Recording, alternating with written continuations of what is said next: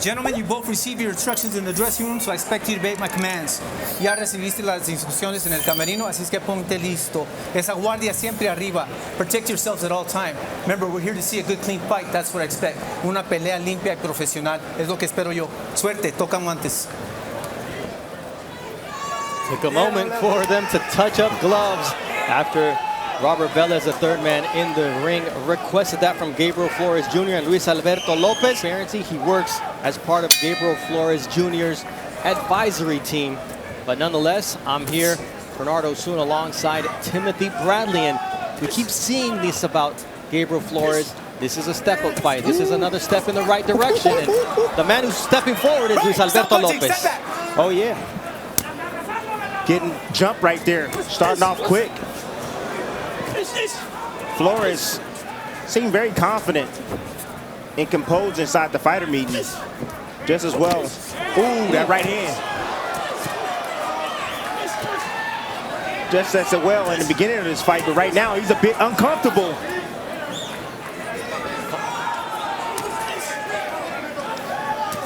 All right, so Lopez said he was going to close the gap on Gabriel Flores Jr. and Jr. said he's going to have to eat some jabs coming in.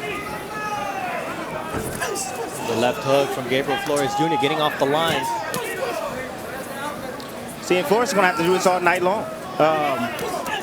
Lopez is going to be in his face. He has a ton of experience. He's going to use that experience. He knows he's not going to give a young fighter with that supreme skill time to think.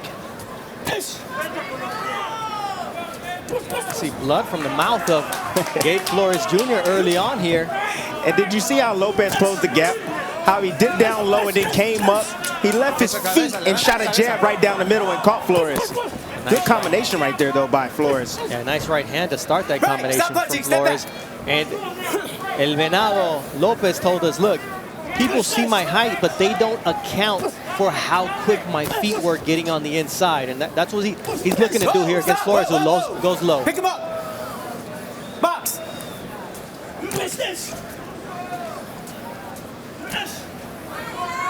Flores seems to have settled down now after that quick rush from Lopez to start the fight. Yeah, that's what he needs to do. He needs to take his time. You know, when you're flustered like this and a guy starts really quick on you and you weren't expecting it, just take your time. Play defense. You know, use your defense to your advantage. Oh, there's a big right hand from Lopez, and it's that left hand that he kept down. And Gabe said, I'm going to beat Gabe Flores, and if he gets caught, it's going to be because he continued to beat Gabe Flores and didn't pick up that left hand. He's going to continue to get hit with that overhand right, and that's the weakness that I saw in Flores in his last fight that he got away with and was able to get a KO win. Another low blow. That's two. Pick him up. Box. That's a lot of adversity in round one for Gabe Flores Jr. A second warning for low blows.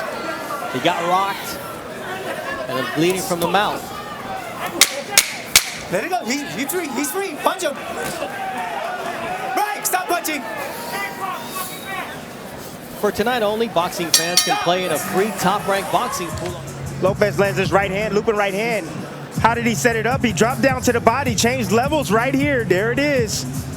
Bringing the eyes down of Flores and then looping the shot right around that glove. You see that glove? As he moves straight back, drops just ever so slightly. Left a little room for that right hand of Lopez. And to be fair to Gabriel Flores, he had his right hand up. He just had to bring it down because of the feint. Well, exactly. And when the guys change levels, they pretend they're going to go to your body. It's a setup. You know, it's like laying out a piece of cheese for a mouse or a rat. You know, before you catch him with the shot that you're really looking for.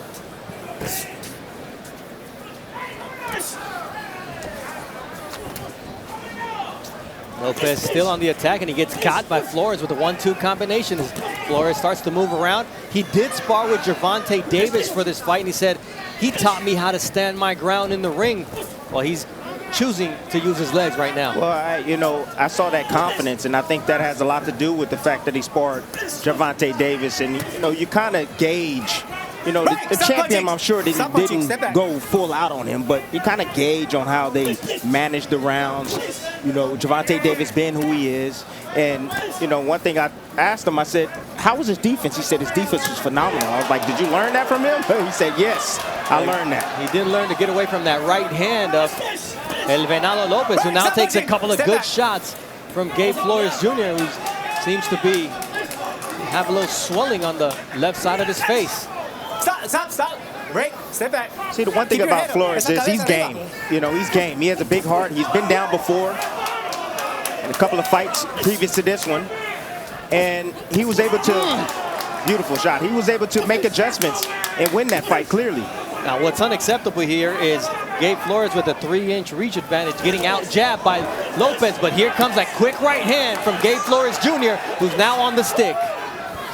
And you hear a woo-hoo from Lopez. Seemingly having a good time inside the ring. Ooh, that was a beautiful body shot right there. 2-piece down and then coming around the elbow of Flores Jr. You see that right uppercut from Lopez, who then gets clipped by a right hand from Gabe Flores Jr., who's on that stick once again, and a looping right hand. This is an entertaining fight, and a type of fight that can teach Gabe Flores Jr. a lot.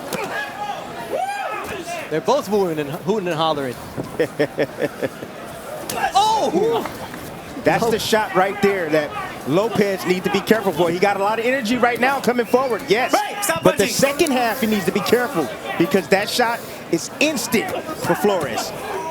Automatic, and it's dangerous. A lot of power in that shot. From Lopez once again, who now gets warned for a low blow on Flores. Break! Stop punching!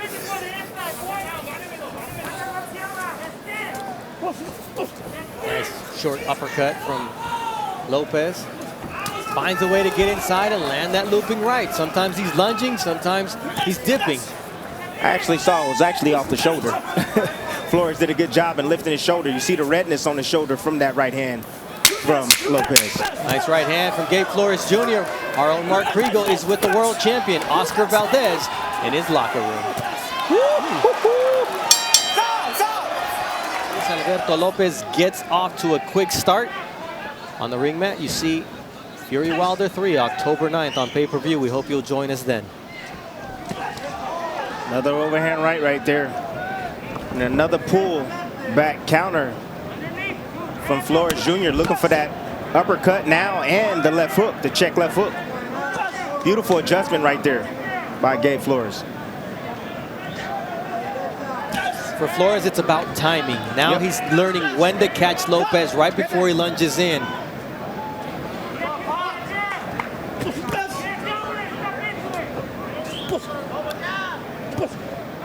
And one thing for Flores, when you're fighting a jury fighter like Lopez, you gotta be set and be ready at all times.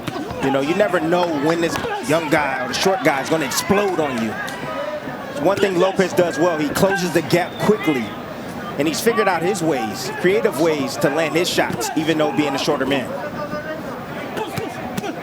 Nice looping shots there from Lopez. And that got his attention. Yes, it did. That left hook to the body hurt Flores. And now a right hand as Flores looks to land that left 45.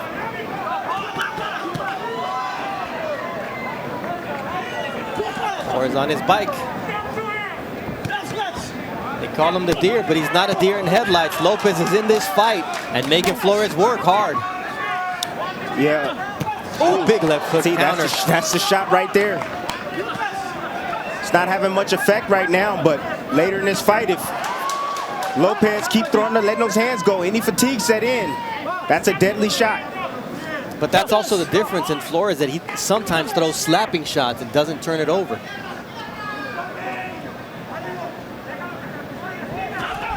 Yeah, that's all technique inside the gym. It's how you've been taught to throw shots. A lot of time guys, they'll slap with their hands or open fists. The two knuckles at the top, these two knuckles, that's what you need to hit with, or at least try to hit with. The biggest knuckles that you have going on. That's what Lopez landed with right there. Short left hook there from Gabe Flores Jr., who eggs on El Venado Luis Alberto Lopez. Well, you wonder why he's getting hit with right hands over and over and over. Get your hand up, son. Get your hand up. Left hand needs to be up. Because Lopez is the Marshawn Lynch of boxing. He's going to hit you in your face again, over and over and over. Lopez hit one side, hit the other side, step back, smiled at Flores. He's having fun right now. He's in the groove.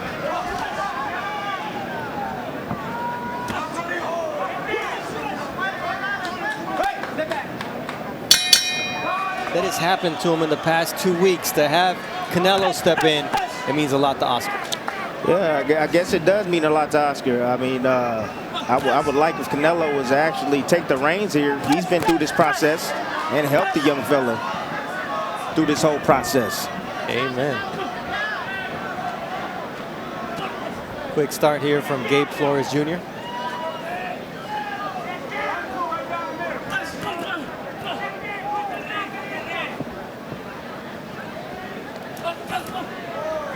Body and then to the head from Lopez.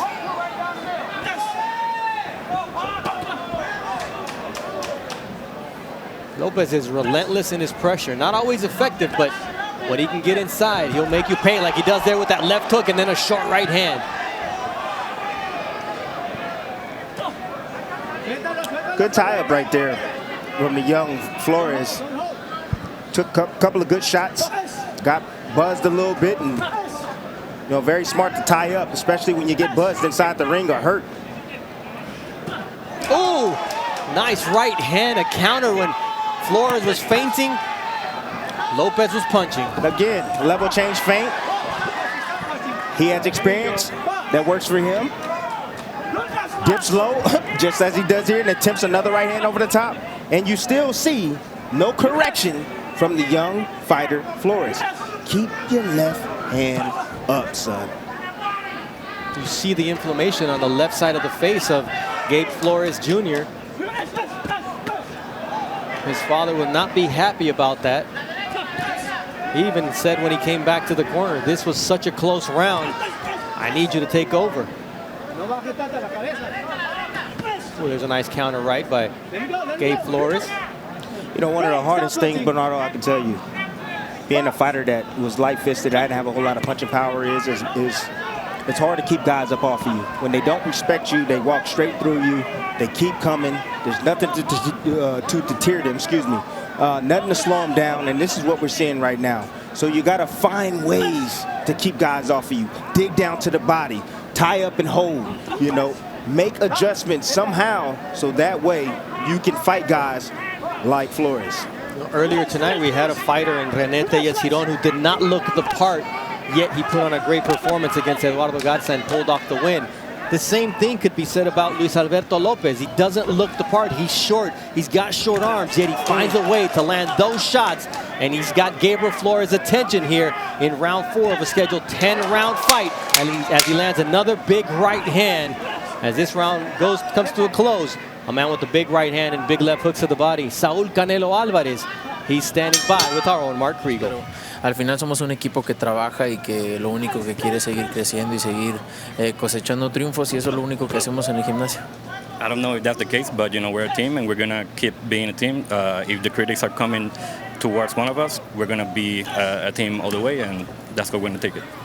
You've been through a similar situation a couple of years ago with the clenbuterol and the hair follicle test. You tested negative. Did you have any advice for Oscar how to handle this situation? No, mira, yo creo que cada quien pasa las cosas diferentes y cada quien las toma de diferente manera, pero lo único que pude decirle o acercarme en ese momento que lo vi agüitado cuando pasó todo, que todo va a pasar, nosotros lo conocemos, es un gran peleador, es un peleador disciplinado, entregado en el gimnasio, un peleador responsable y que nunca, obviamente nosotros no sabemos qué es lo que, obviamente cómo come, siempre está en el gimnasio y es lo único que se encarga Eddie, ¿no? De entrenarlo y todo, pero nosotros sabemos la persona que es y estamos apoyándolo y que todo va a salir a la luz. La verdad siempre sale a la luz y nosotros hemos pasado por eso, ya lo pasamos una vez y sabemos que todo va a estar bien. Every situation is different, like when I saw him in the gym a little sad, I told him about my experience, but everything will come out, the truth will come out, and I just told him that everything will get through this. every case is different. Was the WBC, in your opinion, correct for allowing this fight to go on? Claro, claro que es correcto, ¿no? Porque hicieron los exámenes que tenían que hacer y vieron que pues que todo estaba bien y pues aquí está la pelea, ¿no? Creo que ellos son los que saben si se hace o no. No puedo decir si está bien o mal, pero al final pues aquí está y yo estoy apoyando a Oscar y es lo único que me interesa, ¿no? No voy a decir si sí o si no, porque al final los que se encargan de decir que sí dijeron que sí y eso es lo que cuenta. You know, I don't know if this is a good situation or a bad situation, but the WBC put the fight forward, and they're the ones that make the decision. I'm just here to support Oscar. Champ, thank you for your time. I appreciate being here to answer those questions. Fellas? Thank you very much. Canelo Alvarez, who will be looking to become the undisputed super middleweight champion against Caleb Plant later on this year. Let him go. Ooh, this is a 10-round battle. We're halfway point right now, and still no adjustments from Flores. It's only going to get worse from here on out because I see Lopez not getting tired, not spooked at all, and he's having his way anytime he wants to.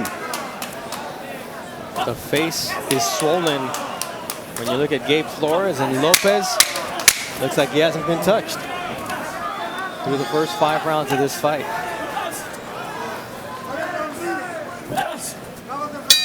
Fix these holes in his game fast because he's on the verge right now of losing his fight if he doesn't turn things around. Yeah, and he said, look, my performances will speak to how ready I am.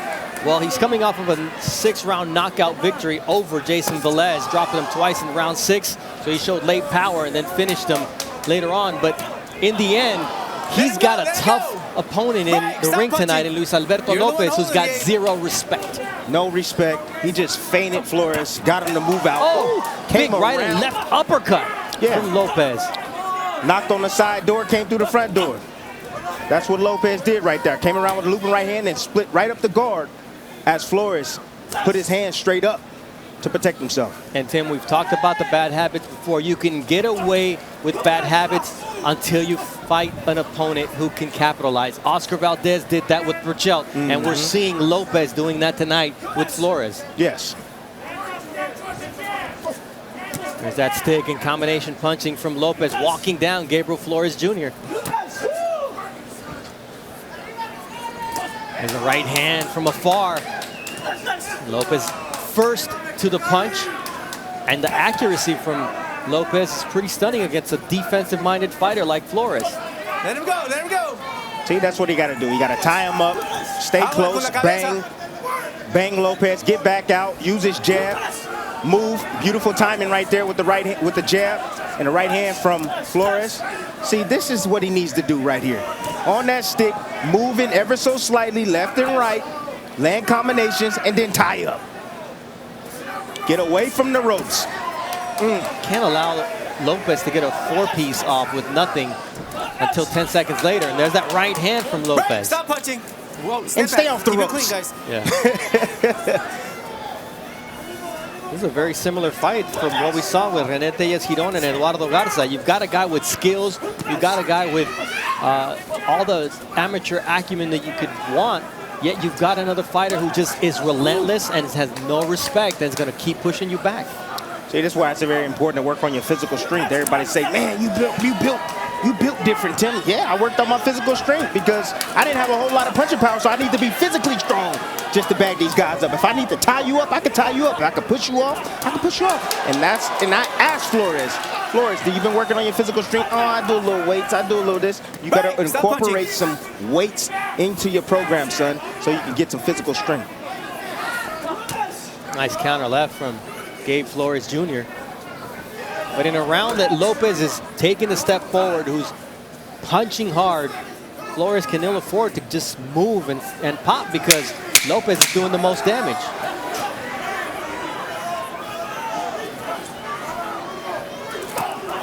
And another right hand to punctuate another big round for Luis Alberto Lopez. Do it for your mother, Juanita Maldonado, who was shot while attending a birthday party and passed away on March 17th of 2013 when Gabe Flores Jr. was just 14 years old. So you could hear the internal desperation in Gabe Flores Sr., but he didn't transmit that. He transmitted calm. Yeah, he did. He transmitted it calmly. I mean, he didn't panic, and that's what you want from your corner. But, you know, going there, you know, it's desperation. Oh, big combination here from Luis Alberto Lopez, who continues to walk down Gabe Flores Jr. and do damage with both the left and the right. Seriously, this just looks like a man versus a boy. That's what it looks like right now. Lopez being that man, Flores being the young boy. 28 years old and 24 professional fights. Gabe Flores, 21 years old. He was at some point the youngest fighter ever signed by Top Rank before Xander Zayas in his 21st professional fight. Mark, we welcome you in. Nice body shot.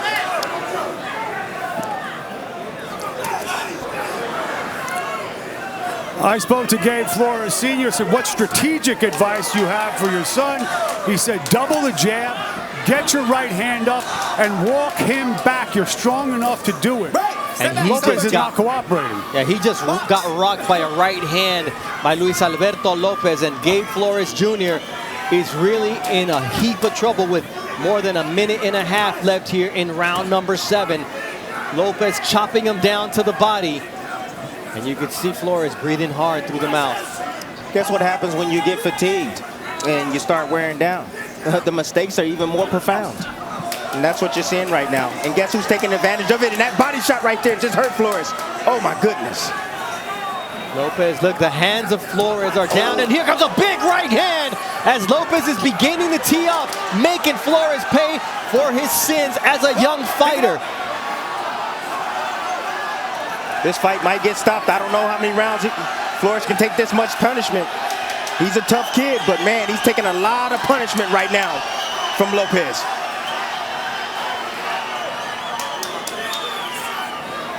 I think there's a cut now on the... No, there's not a cut. It's just blood from the nose that's flowing into the face and under the eyes of Gabe Flores Jr., who right here is on survival mode. He's on his bicycle because Lopez has been relentless in his attack.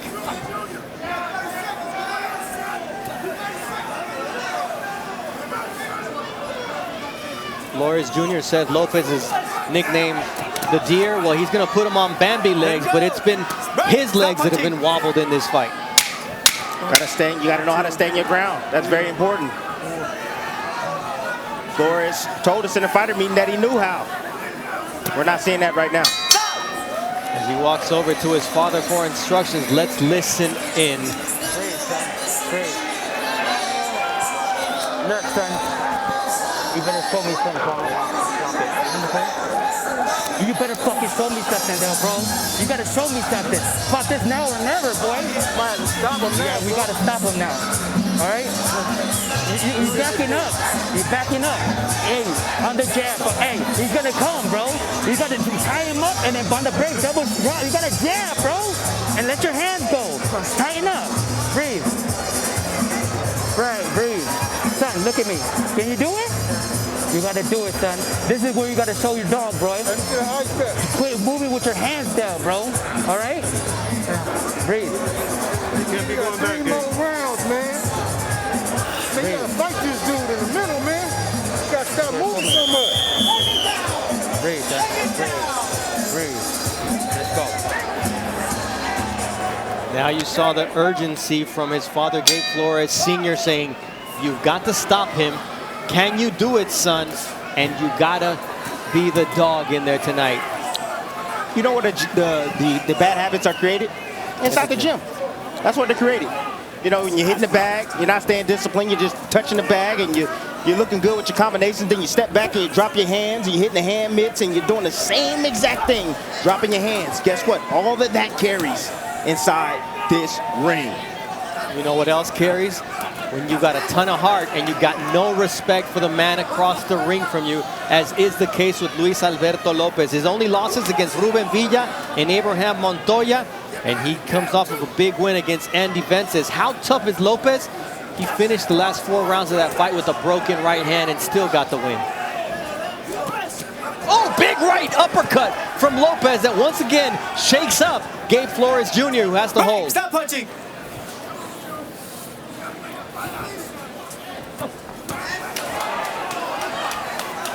Lopez is the deer, but he's going on the hunt.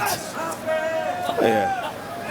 This is easy work right here. This is easy, nice pay for Lopez, honestly. Oh, nice short left hook by Lopez. Sometimes they ask Canelo, what's Mexican style? Well, Luis Alberto Lopez is putting on a Mexican style demonstration tonight. Just all heart, guts, and I'm gonna give you my best shot. If you could take it, it's good for you. If not, I'm gonna be in your grill all night long. Well, you got to figure out ways early, especially when you don't have punching power, to be able to gain respect of your opposition. In this case, Flores didn't do that. He didn't establish himself. He allowed Lopez to come on quick in the beginning and didn't make him pay for anything. And so he got more momentum, and he also got more confidence to be able to land more and more punches.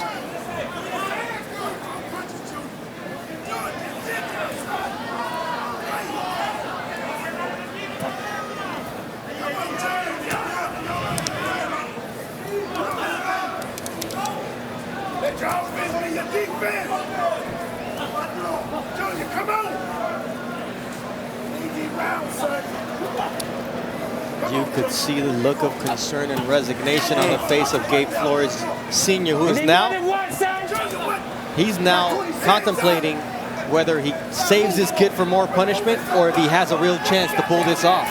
I personally would save him. He's 21 years old. He's young. I wouldn't allow him to keep taking this type of punishment. I respect the heart.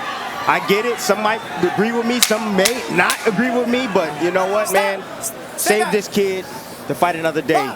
He has a lot of talent. He can move forward and learn a lot from this.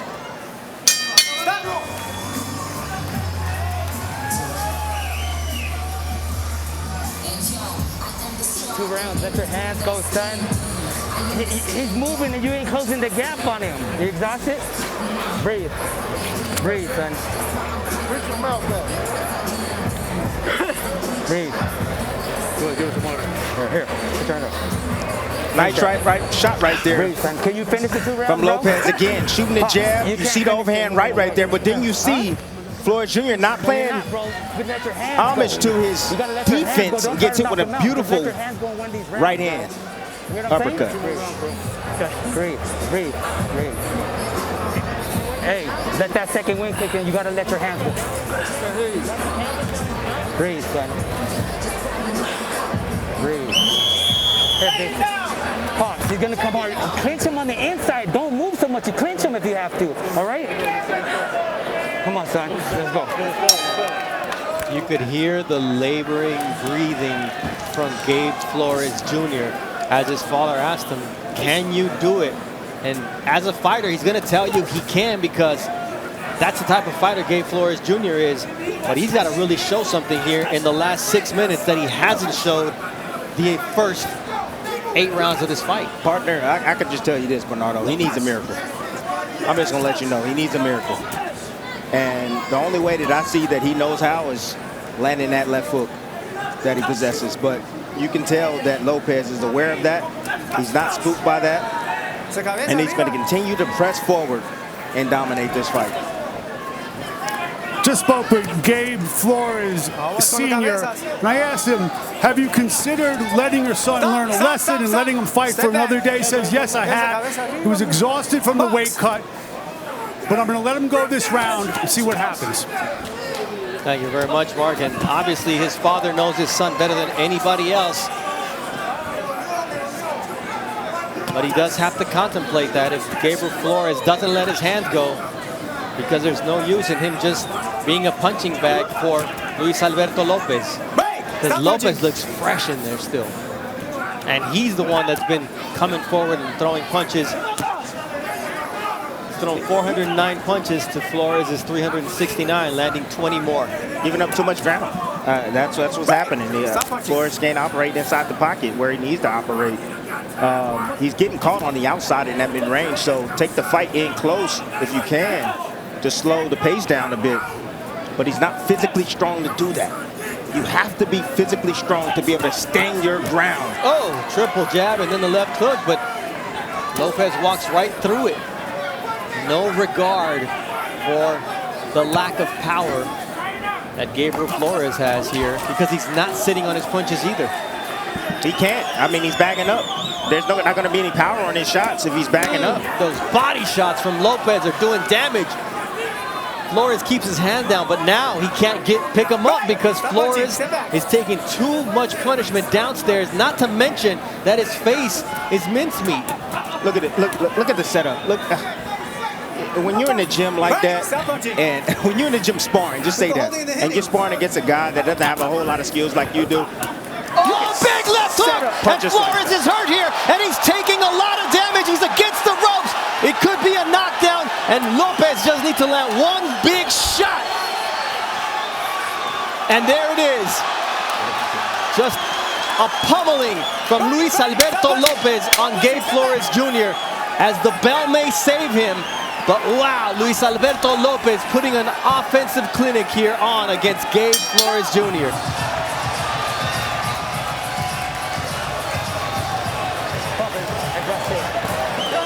That's it.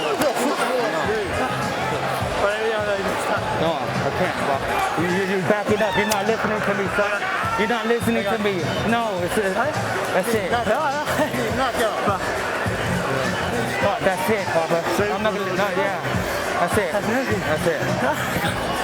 Fuck that. No, you can't, Papa. You hit me. You're done, son. Break. Like a pro, bro. Come on. Let's say at the corner. We good? Yeah, we good. We good. If you're pulling back like that, I'm gonna stop it, bro. I'm about to stop it, bro. Take it down. Put your hands up, bro. Hands up. Come on, son. All right, put your hands up, bro. I'm gonna stop it.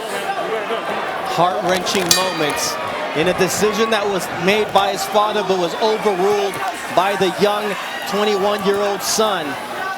But Flores Jr. was on the brink of being knocked out in round number 9, and he's got to give his all, but he's not fully there, Tim. This isn't a championship fight. There's not a belt on the line, man. This is just a regular fight to move forward. What do you mean? Can you continue to let your son take punishment like this? That's the problem with having fathers in the corner. They don't make the right decision.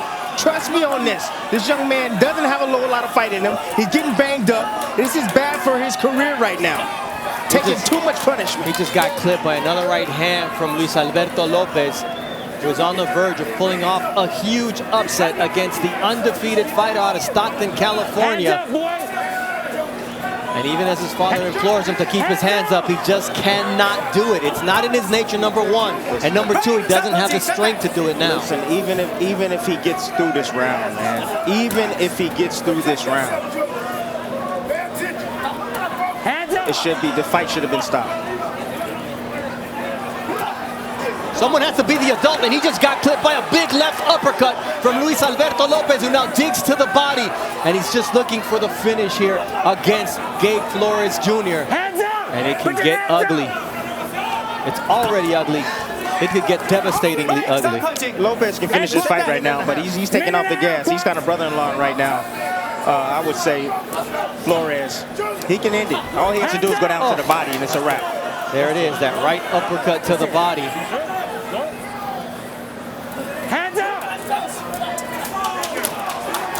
Flores has got the dog in him that is dad ass from here in the 10th round. But it's not in his nature. It's not who he is. And you can't ask him to become that all of a sudden. Hey, stop punching. Stay back. Stay back. Hands up. Put your hands up. Ooh. The referee's got to do his job too, Tim. Listen, I respect the heart of, I'm all about heart. You know, I get it. But the kid is young, man. He's 21 years old. He has talent. You know what it reminds me of? Fernando Vargas against Tito Trinidad and how he was never the same after that fight. Step back. Let's go. Step back. This reminds me of Dog Bay, Navarrete. Except this time it's the shorter fighter bringing the fight for the taller one. Oh, big uppercut there from El Venado Luis Alberto Lopez. And the fight is being stopped in the corner. The fight is over as Gabe Flores Sr. calls for a halt, and the referee doesn't see it, so the fight continues. Even though it should have been called off, we will hear the final bell.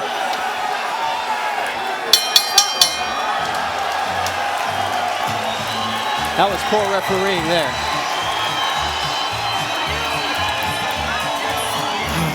Yeah, Gabe is just definitely fatigued. He's fighting back, you know. Can't say he don't have heart, he does, but a beautiful body shot right there. And then that shot right there, you see the right hand down, those hands have been down the whole entire night. And as you fatigue and you get tired, guess what? Those mistakes become more announced. And here you go. The follow-up combination, beautiful right hand over the top, just the creativity. Ladies and gentlemen, after 10 rounds here inside the AVA Amphitheater at Casino del Sol, we go to the judges' scorecards for the official decision. Roger Woods scores the bout 98-92. Fred Encinas and Steve Sandoval both score the bout 100-90 for your winner by unanimous decision, Luis Alberto El Venado Lopez. You're used to seeing Gabriel Flores pitching shutouts. Tonight, he got shut out on 2 cards, and Roger Woods gave him 2 rounds. That's stunning an outcome, as you can expect, and you can see the disappointment. Oh, big uppercut there from El Venado, Luis Alberto Lopez. He's dangerous. You clearly see that he has power in both hands. Joet Gonzalez, he is in position to contend for a title. Absolutely devastating knockout.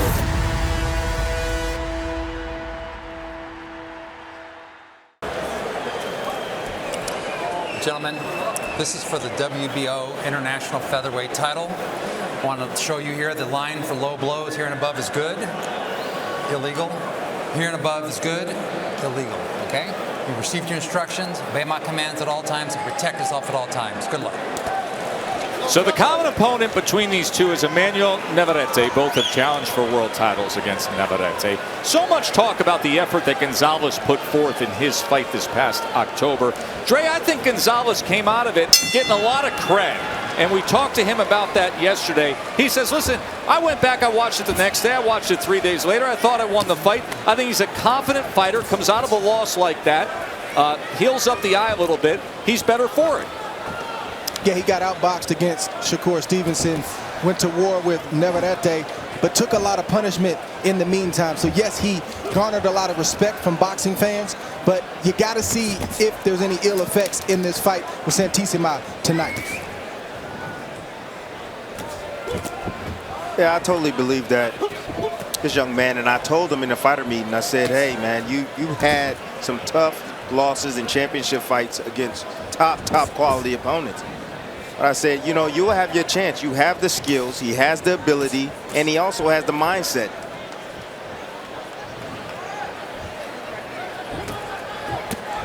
Goes with a right hand to the body against Santisima. Santisima's fight against Navarrete was back on February 22nd of 2020. That was an 11th round knockout by Navarrete. Trying to wrap that right hand around the guard of Gonzalez. Gonzalez doubles up the left hand, jab, and then the uppercut. The challenge for Gonzalez is knowing when to box and when to fight. Just because your opponent wants to fight, it may not be advantageous for you to fight. It may be time to still box, and that's what Gonzalez has to learn. He has to control the ring and do what he wants to do when he wants to do it. I think right now, Santisima, what he's doing, he's being patient, taking his time as well. So right now, it's a chess match going on by both men. A little bit of range finding with the jabs. And triples it up, does the Filipino fighter. Over the top, overhand right, and then digs a left hand to the body.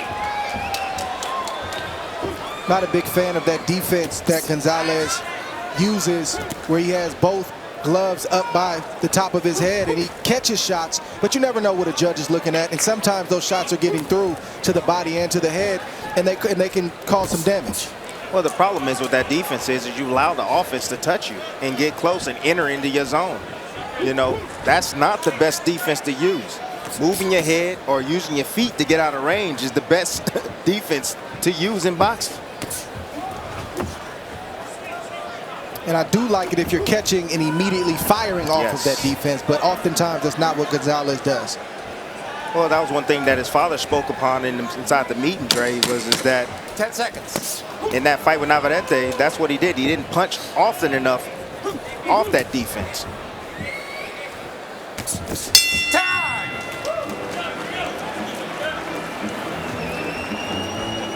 Sit down, baby, sit down. Okay. Watch out with the overhand, okay? Okay, watch out with the overhand, baby, okay? I want as soon as you snap it. Okay, let's count a punch, baby, count a punch. Not those punches. But don't get lazy with those shots. Don't get it. Boom. He's closer, he's stepping back, give me a little step forward, and fake it. If he don't do nothing, let it go. Got it? Okay, baby. Hit your face. Yeah. Don't get lazy, don't get lazy. More action, baby. Okay? Snap it. Even block it, keep it snapping. Okay? Let him get comfortable. Don't let him test you. Okay? So the instructions from his father, Jose Gonzalez. And Timmy, your conversation with him yesterday did lead down that path when we were discussing what he felt about the Navarrete fight. You said, listen, you win fights by throwing punches. You can't just block them. Yeah. Felt that his son gave Navarrete far too many chances. So he needs to get after his opponent, not just block punches. Navarrete is the wrong guy to stand in front of with that kind of defense, because he's going to find an opening. He'll punch himself into an opening. He'll touch your gloves, and all of a sudden an uppercut gets through, and you're trying to figure out how. Man, I was expecting this fight to be heat up early because Santisima, he likes that action. He's an aggressive fighter, but this is a technical battle so far. Oh, it's heating up. It's going to heat up. It's only the second round.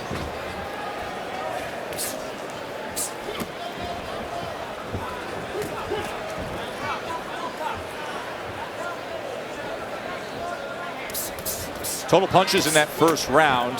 Santisima was 10 of 50. Gonzalez was 10 of 29. Nice shot right there.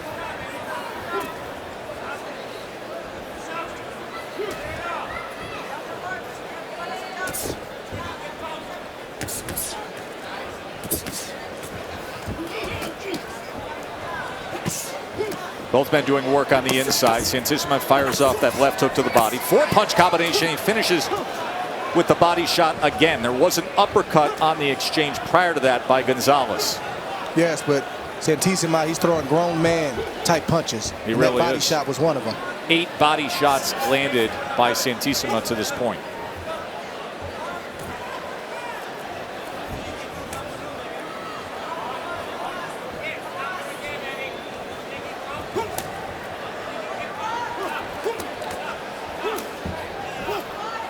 Gonzalez has finally found the key. The key is pressure. Santisima, he likes to dictate and come forward. Yes, he was sitting back, laying back, trying to be a counterpuncher. Now, Gonzalez now picking up the pace and the tempo. I think Santisima is just looking for a breather.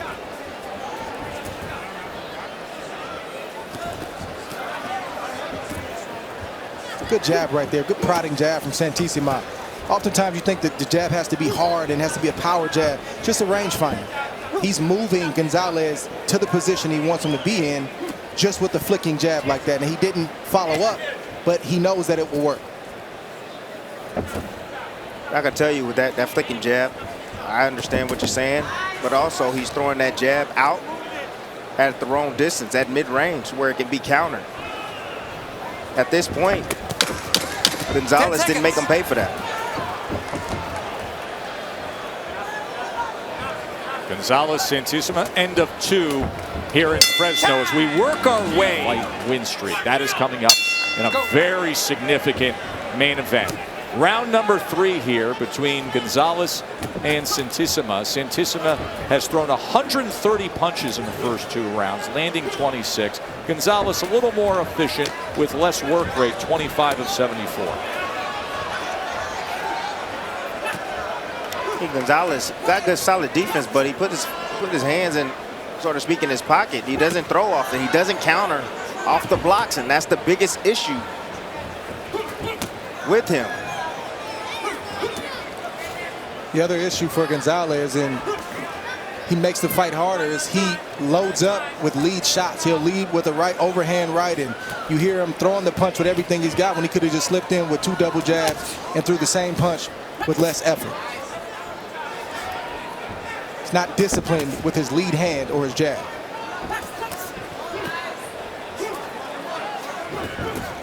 Nice short shot right there. Nice. Came off the jab that time on the inside. That came off the jab. Yep. Makes life a lot easier. Especially when you face quality fighters. They see the big shot coming, and you may or may not land it. Oftentimes you won't. Good body shot right there from Gonzalez underneath. Watch your heads, Eric. Oh, Santisima digs with a double left hand, body and head. Some of the body work by both men has been effective early on in this fight. Good exchange on the inside. Nice action here in the middle of round number 3.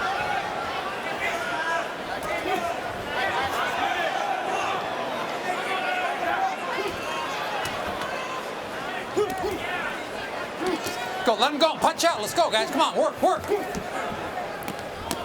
It's a good tie-up right there from Santisima. I know the ref wants Santisima to break, but it's not time to break. I don't have the advantage. I need to break up what Gonzalez is doing, get him to the rope so I can do what I'm doing right now. Watch out, though. Don't swing that way. Just enough head movement from Gonzalez to get away from that overhand right. Now turns the tables and drives one of his own. Now trying to close that gap and get back to the inside against Santisima. Right hand scores well.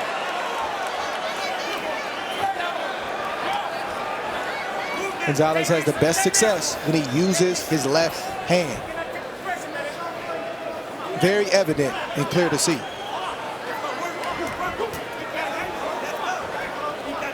Okay, stop, step back. Break, break.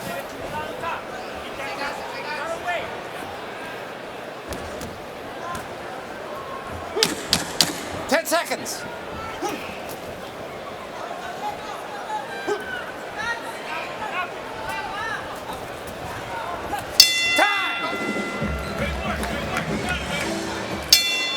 Second fight in the U.S. for Joet Santisima, the 25-year-old from Aurora, Philippines. Turned pro at 17 years old. Now 21 wins into his career.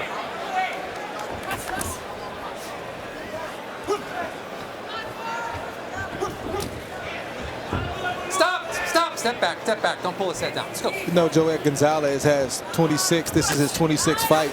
Still learning to be a winner, Tess, at the highest level. Knowing how not to give up certain rounds and when he's down or when he needs to pick up the pace. And all those nuances come with being elite. And he's got to continue to prove that he's the guy that can not just be in big fights, but he can win them. Started his career 23-0, and then the level of competition when he stepped up and losing 2 of his last 3, obviously ultra elite when you talk about being outclassed, outboxed by Shakur Stevenson, fighting for a world title, and then taking on Emmanuel Navarrete, who's a human chainsaw of a fighter.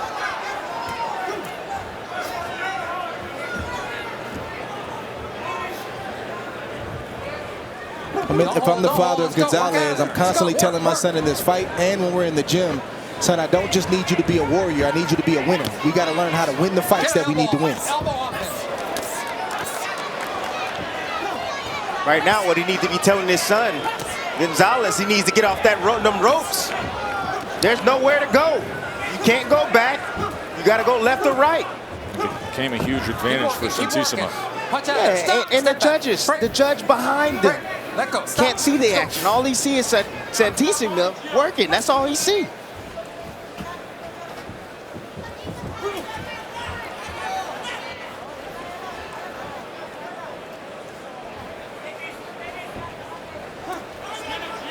I feel like Santisima could do more if he wanted to. I think both guys. I feel like he could step up the pace. Yeah, I think both guys, Drake, can do more.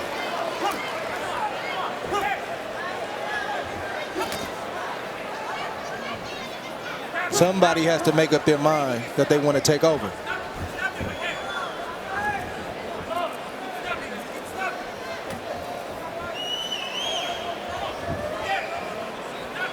It's just both these men, they have a lot of respect for one another. I think the power, they feel the power, and they feel that if they expose themselves by throwing too much heat, they can leave an opening.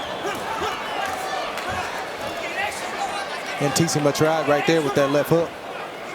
Yeah, but he's against the ropes, and that's the bad thing. You don't want to be against the ropes.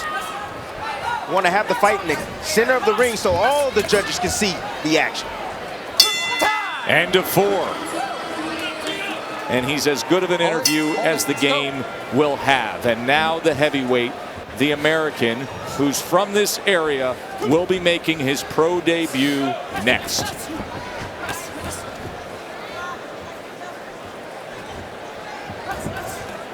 Joet Gonzalez has a 68-53 connect advantage to this point. The total jabs, that has been one of the storylines we've been following in terms of the use of the left hand for Gonzalez to make life easier. You saw the numbers there. He's landing 24% of his jabs thrown.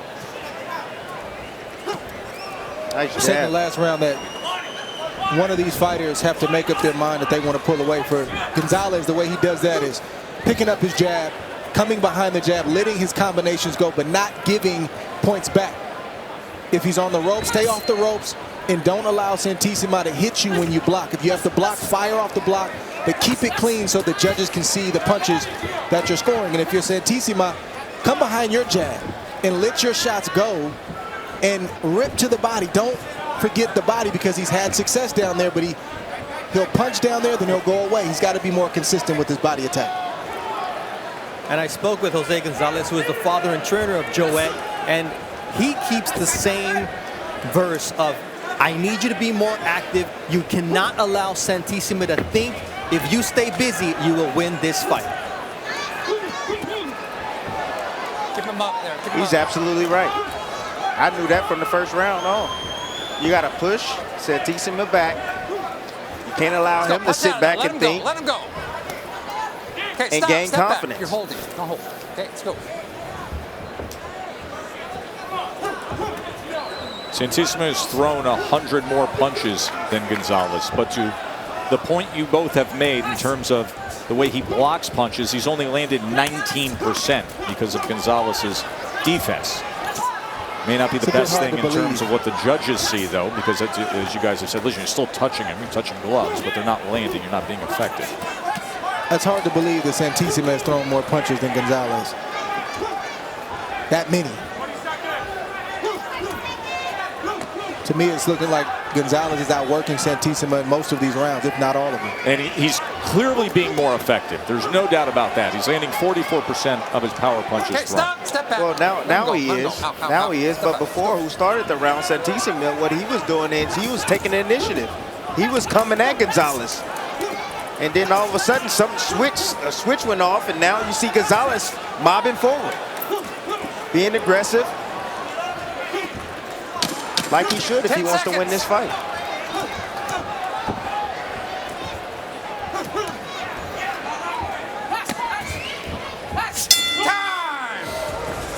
Show me your mouthpiece. More detailed instruction coming from his dad, Jose. His brother was off to the right side as we visited in Joet's corner.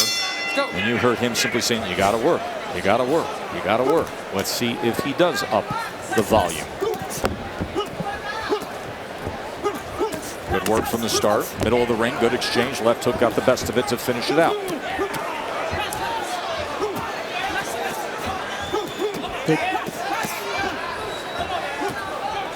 Michael Domingo's instructions for Jair Santisima was to switch it up. Don't start with a jab. I want you to throw that lead straight right. We'll look for that. Thank you, Bernardo. Well, what he sees is that don't lead with the jab, because he sees that Gonzalez is trying to land the right hand over the top when he's throwing the jab. This is just a bad habit that Gonzalez has developed over the years, which is punch and allow the opponent to come and punch back and just block on your arms, block with your face, block with your gloves, and hope that the judges don't score it or you don't get hit with a big shot and then come back. It's just this back and forth type of fight that Gonzalez is used to fighting instead of getting his and not allowing his opponent to get theirs. That's how you win rounds and you win fights. You know, fellas, I see this as a battle of distance. When Joet has him on the end of those long, straight punches, he does fine. And when they're locked in together, Santisima bangs him around to the body. Gonzalez has success on the inside and the outside, I believe, but it's just don't allow Santisima to come right back and throw 5 or 6 punches. Nice exchange here in the midst of round 6.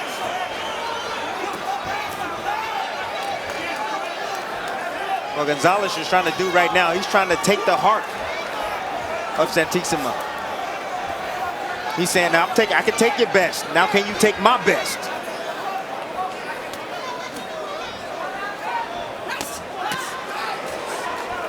Digging with that left hand to the body and then up top from Santisima. Gonzalez answers right away. Yes, he does. Goes towards that belt line himself. Look for the uppercut. Goes back to it with the right hand. Tries to wrap around that elbow. And Gonzalez, to his credit, he is blocking a lot of shots. I don't want to act like that's not happening, but what I'm saying is you never know what the judges are scoring. Yeah, significant amount of shots, but the work rate of Santisima, what he's throwing is 100 punches more, but he's only landing 21% of those total punches. To your point, many are being blocked. Good stuff. Entertaining 6th round between these two. Yes, it is. Scheduled for 10 on a night when we will see the heavyweight debut of Richard Torres and then the much anticipated Ramirez and Pedraza main event. Speaking of anticipation, the WBO champ, Oscar Valdez, the WBC champ, they will meet up to unify at 130 pounds. An amazing stretch of fights. The sport overall in the course of the next 3 months is going to be riding a high. Oh, yes, it is. Of course, Canelo will be fighting in May. Many great fight cards have been scheduled across the landscape. The thing you got to respect about Joet Gonzalez is he's always engaged. You always get the sense that he's looking for a way to try to win. He's always pressing the issue, and he's trying to win. He's not just laying back. Even when he has those moments right there, you could tell he's looking to try to get his own shot, just like he did right there. So he's a guy that fights with a sense of urgency. Yeah, anybody that allows Santisima to get out first are going to have some problems. As you can see, he had Gonzalez against those ropes, working him to the head and the body with those combinations.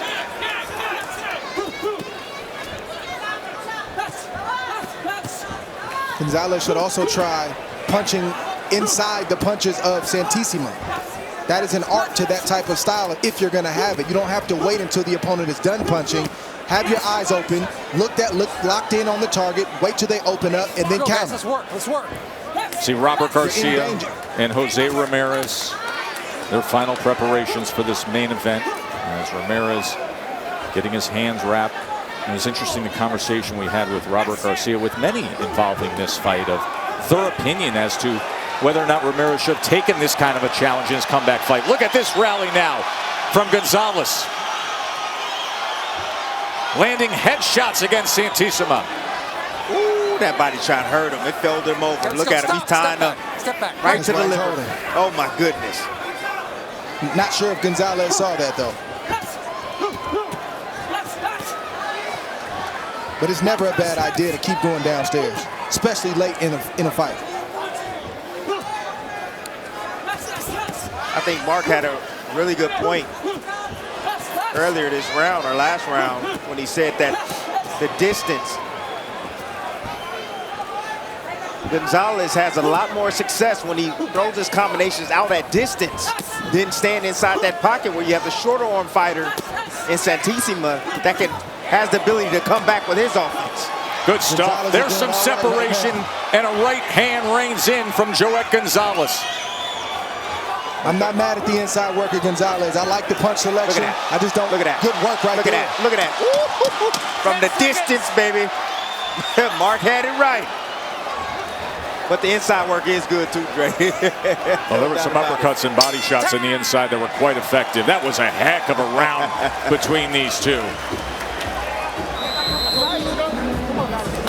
It's interesting to hear the balance of the father saying, don't get too confident, be smart. The brother saying, he's done, look at his legs, get after him. You always got to respect the fighter, especially anybody that comes from the Philippines. Trust me on that. No doubt about it, as you know, with your trilogy with Manny Pacquiao. Here we have a right-handed Filipino fighter in Joet Santisima.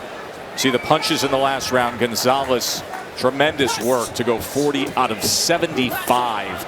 He landed 28 of 50 power punches thrown in that 7th round. This round started like the last round. Look at Santisima. Now, is anything really getting through? Exactly. Yes. But we don't know what the judges saw in that moment. Completely agree. They see the work, they see the aggression.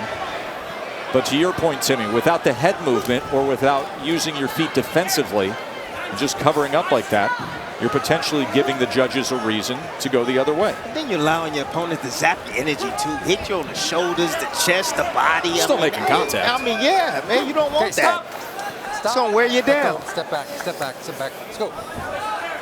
Jose Gonzalez, the trainer of Joet, the father of Joet, got his son in some heck of a shape because this young man throws a lot of punches. He's always marching forward, and even when he's blocking punches, he's looking to get right back in the action, and he's barely breathing in between rounds.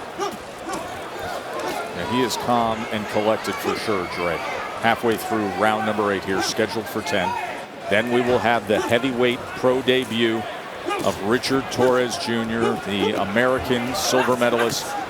And then it is time for Ramirez and Pedraza right here on ESPN+. Nice Driving shot. a right hand down. Out at distance. I like that because Gonzalez didn't throw it hard. It was just sharp, and it landed right on the money. Doc, get ready to come in. Good selection right there. Good body shot off the miss of Santisima.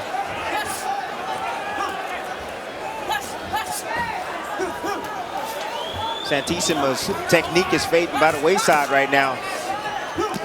As you can see, fatigue, my friend. Gonzalez has better technique, especially when it's heating up. A lot of headshots raining in.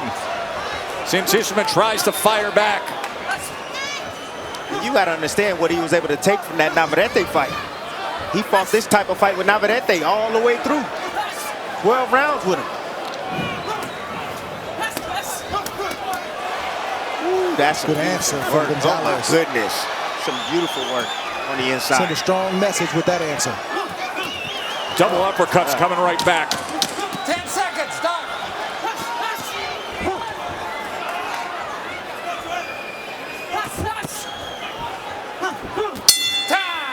A heck of a fight, and rolled in here with a lot of confidence. Can he close things? The warning was put forth by the referee. He thinks Santisima's taken a lot of damage. He's going to take a look and be careful here as we start round number 9. Gonzalez needs to jump on Santisima because the first sign of trouble that he gets in, that referee is going to stop this fight. Gonzalez should play. This is what I think he should do. Play defense like he did earlier in the round before. Let Santisima work. Let him gas out a bit and then attack him like he did.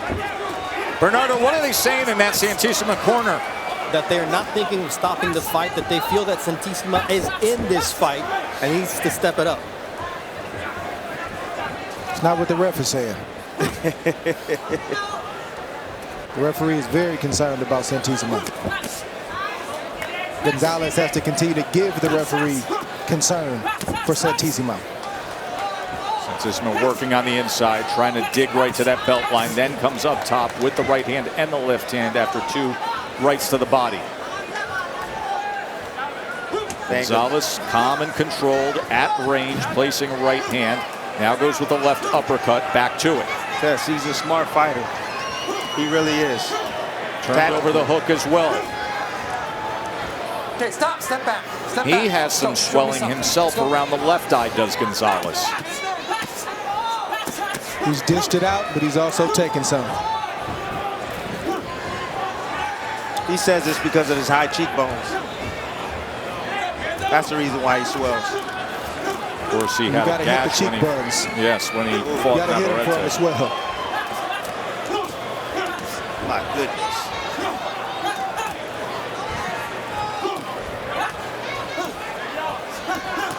See, that's just smart, you know. Gonzalez was inside the pocket, landed some nice short shots. Santisima got out at distance, dropped his hands, and Gonzalez threw straight shots right down. That's it. That right hand ends it. He tracked him.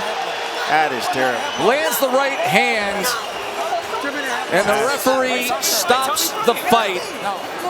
Edward Calantes gave the warning, and that one single big headshot finishes it off, and you can see the look of disbelief from Santisima. He's incredulous to the fact because he was working, he was giving effort, he was in the fight, but he had been warned about the amount of damage he was taking with the headshots. 163 power shots landed. 50% of the power punches thrown from Joet Gonzalez came through and landed on Santisima. Well, we know, you know what I say about that 50%? You say if it's 50, it's over. It's going to be over.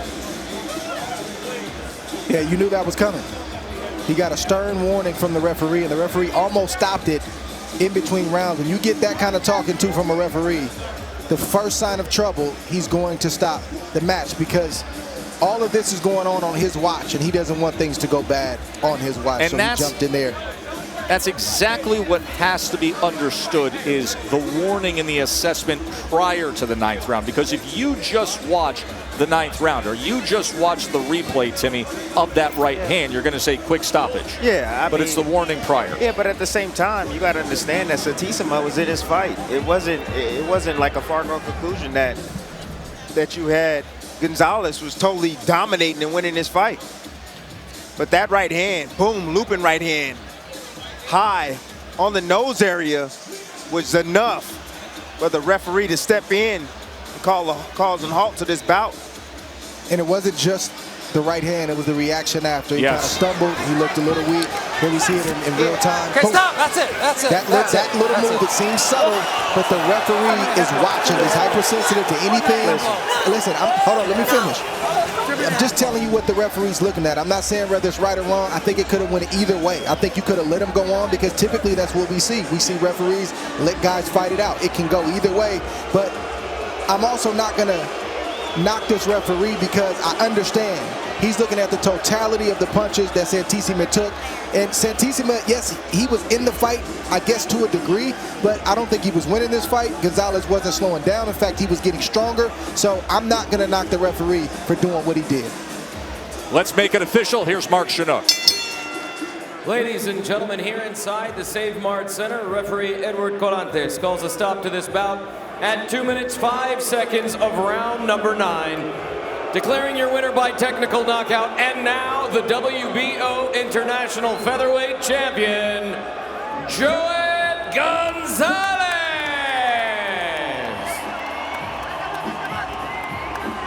Gonzalez, 15th knockout of his career, 25th win.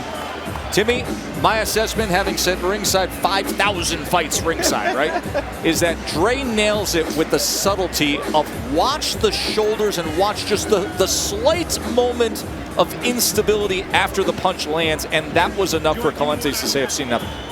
To me, right there, just that little wobble off to the right to regather was enough for Calantes having given the warning. You know, I just feel that Santisima was in this fight. I see if he was completely dominated throughout the fight. I mean, both guys was landing some hellacious punches, going back and forth. But you know, he did get the hard warning in the corner, which let him know that hey, if he take another big shot, he was gonna stop the match. So I mean, I understand. But both statements can be correct, right? But doesn't mean that I agree. Both statements can be correct. Yeah, He can be in the fight. He can be game. But still have been warned, take a big shot, be unsteady for just a moment. Absolutely. But anyways, this man right here, Gonzalez, like I said in the fighter meeting, he will be a world champion. His day will come. Just stay focused. We're going to take a very short break.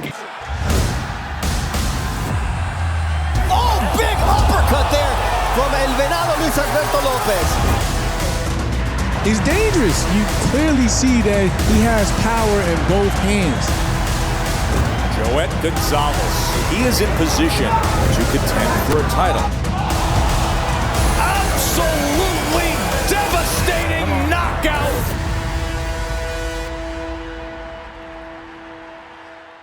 Let's go to the ring to Mark Chinook. Ladies and gentlemen, welcome inside Resorts World. We get straight to the action. 8 rounds for the vacant NABO junior middleweight title. Introducing first out of the blue corner. He weighed in at 153.6 pounds, wearing white trunks with green and red trim. His record, 22 victories, 4 defeats, 1 no decision. 15 of those victories coming by way of knockout. From Mérida, Yucatán, Mexico, Elias, the Latin Kid, Espadas!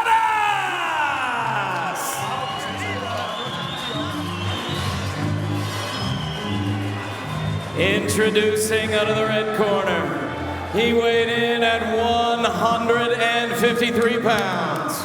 Wearing white trunks with blue and red trim. His record, perfect. 13 victories, no defeats. 9 of those victories coming by way of knockout. From San Juan, Puerto Rico, Xander Zayas!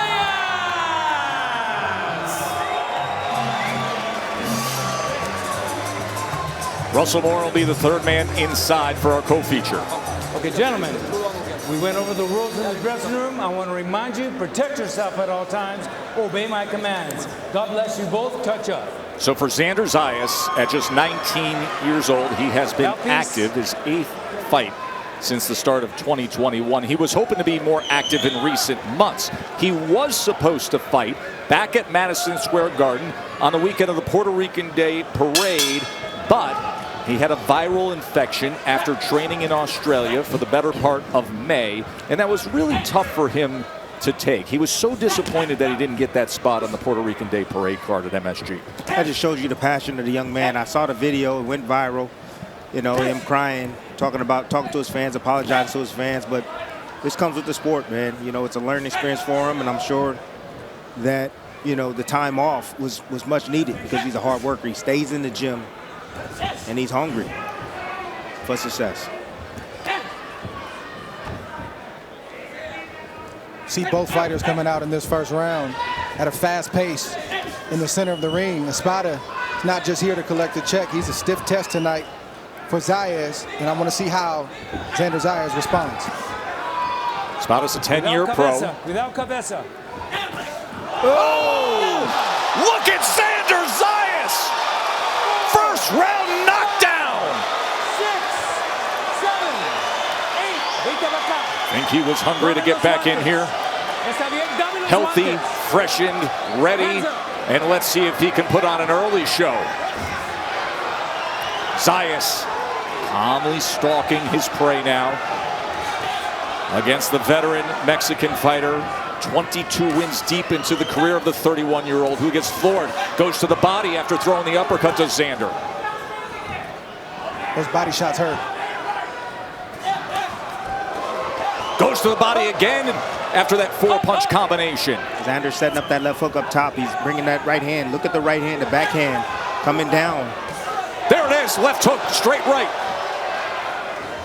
He's setting it up all behind the left jab. He's still patient, even though he has his opponent hurt. That's maturity on display right now. Don't do that.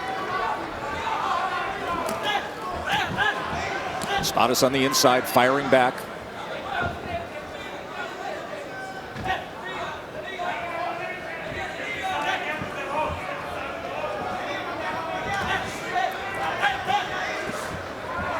Golpes arriba. Xander rushing his offense a little bit, got caught in the spot right there. Needs to take his time. He's looking for the knockout. He needs to let the fight develop. 1-2 with the right hand that hit. There it goes again. Got a little left hook. Oh.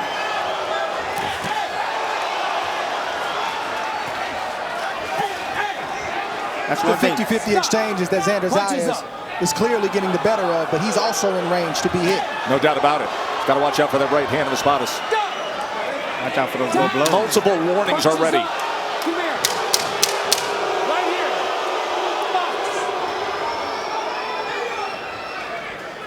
We're going to take a short break, come back, show you that replay of the knockdown scored by the 19-year-old sensation, Xander Zayas.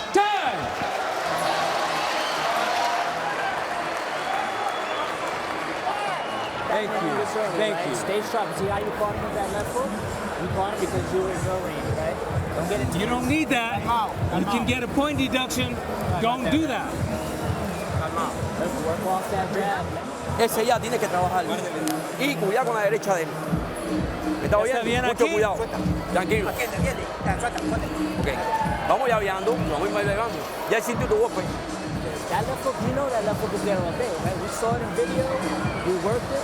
And let's go ahead. Tienes el 1, 3, 4 abajo.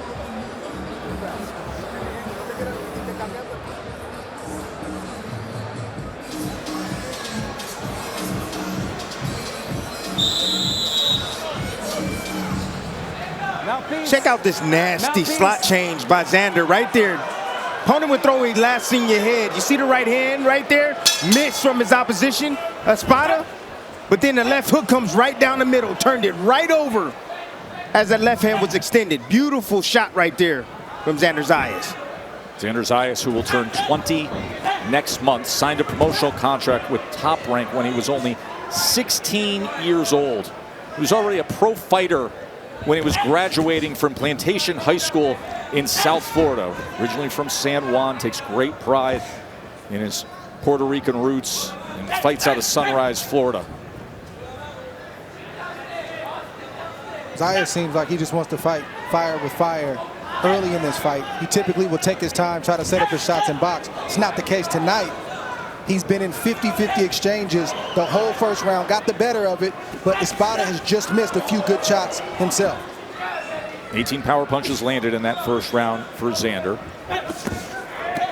Espadas also lives in South Florida, native of Mexico. But he says, you know, I've known Xander since he was in the amateurs. Kid who used to come into the gym. His hair was painted blue. That's when he first started fighting as a pro with that unique look. Goes to the body again. Already received a few warnings from Russell Mora in round one.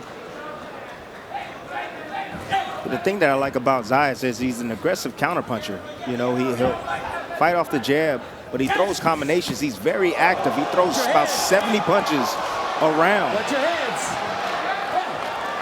That's well above the average at this weight class.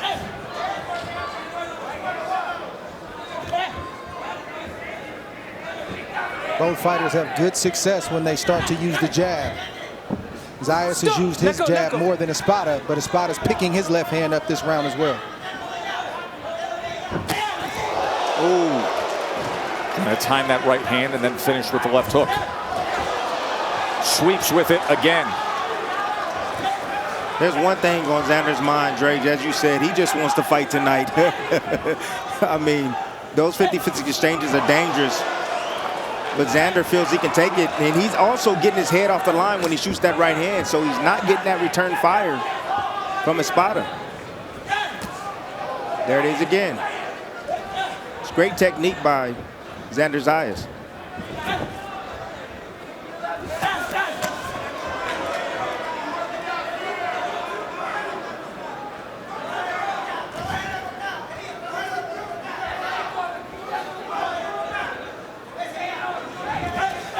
Goes in that range with the jab.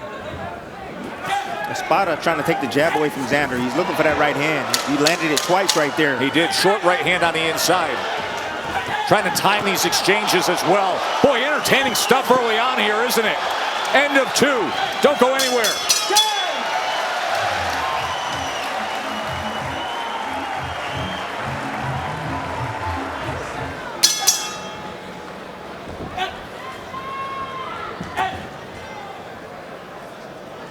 Back here live from Resorts World in Vegas, round three. The undefeated Xander Zayas scored the knockdown in round one. You see the punches last round where he had a 21-10 connect advantage. Of course, the power punching is what has opened our eyes early on in the career.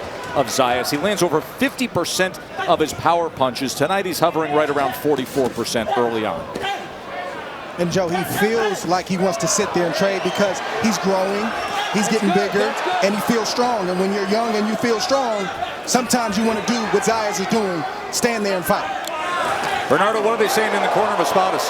They're saying he needs to be cautious, but he needs to double up on the jab, throw combinations, and land his right, because they understand that Zayas has a great right, but he's also been caught with the right hand earlier in this fight. And there is Teofimo Lopez, flanked by his father as they are gloving up. Teofimo Sr. They have been the team together, all the drama outside the ring. But it was his father, remember, in recent years on the ride up who said, we're going for Vasily Lomachenko, and they conquered that. There's a combination again, left hook, right hand from Zayas, and a good stiff jab from Xander.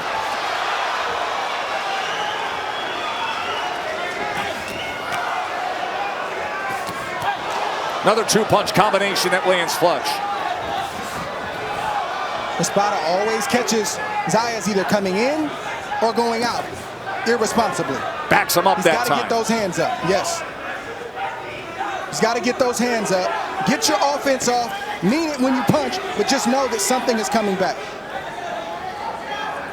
Espada right now getting teed off on. Every time he has a low in his offense, he's getting clipped. Mean 1-2 right there down the middle.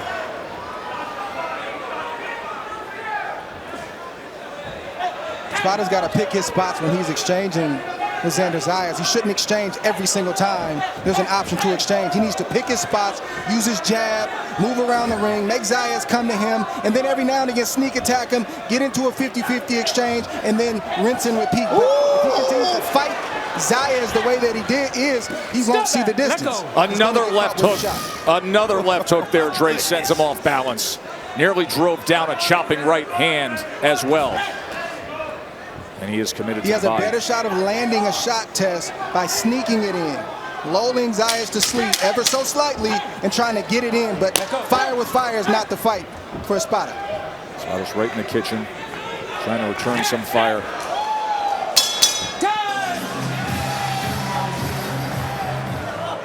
Punches up. Mouthpiece.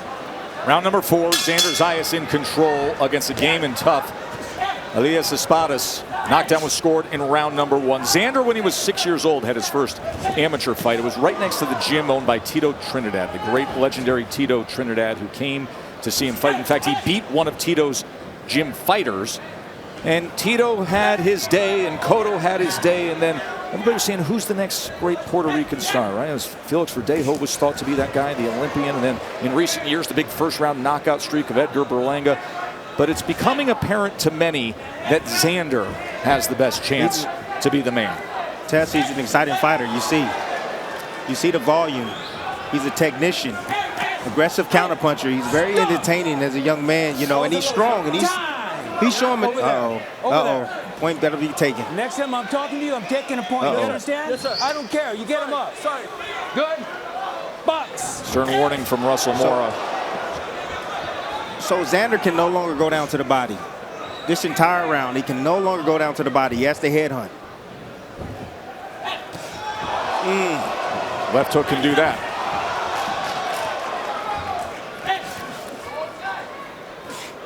Stop. Let go. The right hand of Espada has been down since the start. That's the reason why these left hooks continue to rain in on him. Joe spoke to Javier Centeno. He says it's all right if he can't go to the body. He's going to continue to find his range. He's got a left hook from the outside. He's looking sharp, but he just cannot sit there and exchange with them. Javier, the veteran trainer for Xander Zayas. He has his gym in South Florida, just outside of Fort Lauderdale. But they were most recently in Australia because he's also the trainer for George Kambosos. So the connectivity to Teofimo Lopez coming up in our main event. And that is where Zayas had the viral infection that threw off the better part of 4 weeks in his schedule this year. And now you see him returning passionately and aggressively right from the start here tonight in Vegas.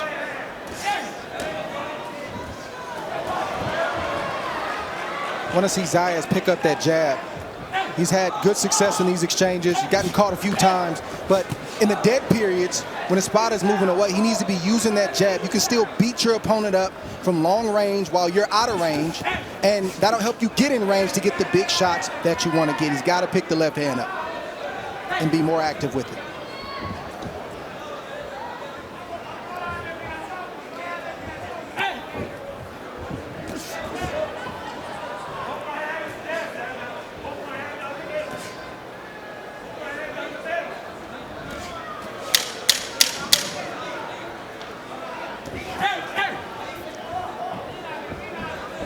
Scheduled for 8, coming to the halfway mark of our co-feature, and then it is the return of Teofimo. Seconds out. Xander Zayas with an 85-37 connect advantage over Espadas as we start round 5.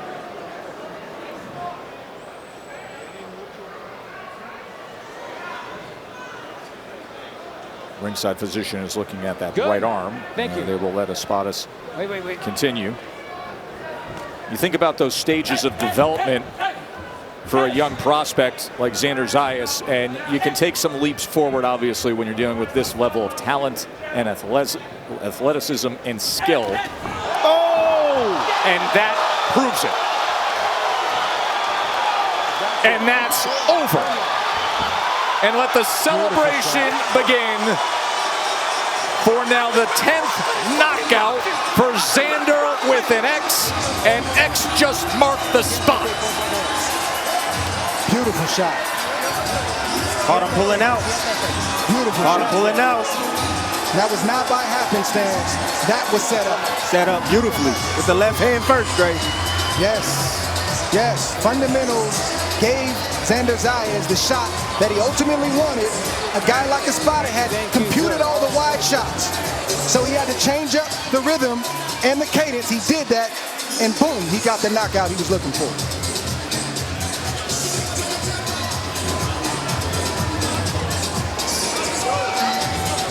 Minor in-fight adjustment that produced a major result.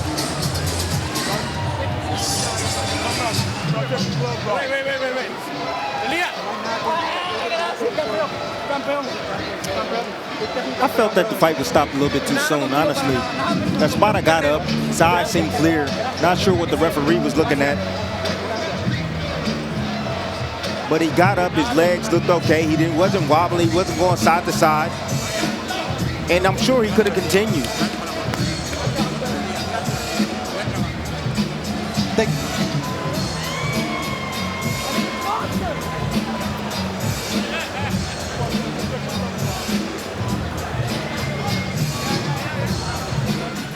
Look, here we go. Look at this setup right here. Xander Zayas. Beautiful setup. Off the jab, hook, then right hand, looping right hand. Boom. Ran right into it. Espada was trying to exit. Kept that lead hand down as he was trying to get away. Right hand, right on the chin. Sending Espada to the canvas. Beautiful shot right there on the chin, right on the money from Xander Zayas. Zayas led and he countered in this sequence right here. And you see him go to the left with the jab, and Espada thought he was out of trouble, but he didn't know that a looping right hand from Xander Zayas is on the way, was gonna hit him right on the button, put him on the seat of his pants, and boom, just like that. That happened in a split second, but it was all set up by a two-punch combination, a jab, a waist hook, and an overhand right, and that got Xander Zayas the result and the finish that he was looking for. And there is the team that has such a ride still ahead for them with Xander Zayas. Young man, spectacular. Tim, I want to go back to your comment about waving off this fight. I mean, it's a big shot. Second time he's gone down, but let's watch him get up here and what Russell Morris saw.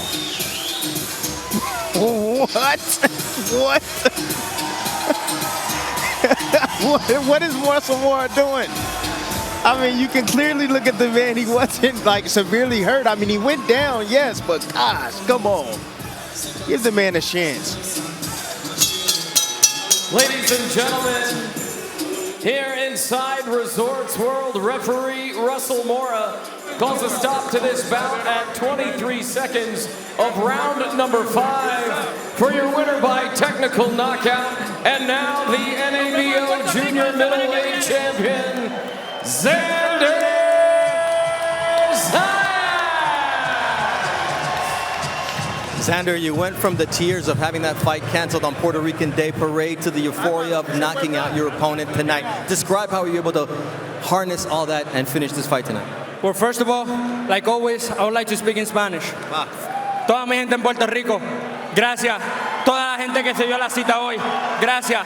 Gracias ESPN, gracias a mi equipo de trabajo, gracias al WBO, gracias a Top Rank. Puerto Rico, nos vemos la semana que viene. Estaré en Puerto Rico el martes. First of all, I want to thank all my Puerto Rican fans watching, everybody that came to watch. I want to thank Top Rank, ESPN, the WBO, my team. Man, I feel amazing. I'm glad to be back. Strap around me, regional title, something that I wanted to do at the beginning of the year, something amazing, special to me. There was that warning for low blows in the 4th round. How were you able to just deal with that and still continue your offense that was able to finish this fight in such impressive manner for the fans? I promise that it wasn't intentional. I wasn't trying to hit him low. I guess the punches were just landing there. The ref Mora, I want to thank him. He gave me a chance. And just listen to the corner. They told me, hey, forget about the body. Let's get these hands up, and then we start working the body. And that's what we started doing from round 4 on. It's one of those fights that the fans like because you took some shots. Did you take a little more than you wanted to? Yeah, I feel like I could have been a little bit more sharper on my defense. My corner was telling me that. I knew it, but we just got to get back to the gym and start working on things again and keep getting better and better every single fight. Muchísimas gracias. We'll see him back in the ring, Joe. Speaking of seeing him back in the ring, we had that discussion with him yesterday. He said, I want to be a main eventer back home in Puerto Rico in early 2023. And then the big goal, and the one that's very realistic, being the headliner at Madison Square Garden on Puerto Rican Day Parade weekend, just like Cotto did back in the day. We've got Teofimo. Oh, big uppercut there from El Venado, Alberto Lopez. He's dangerous. You clearly see that he has power in both hands. Joet Gonzalez. He is in position to contend for a title. Absolutely devastating knockout.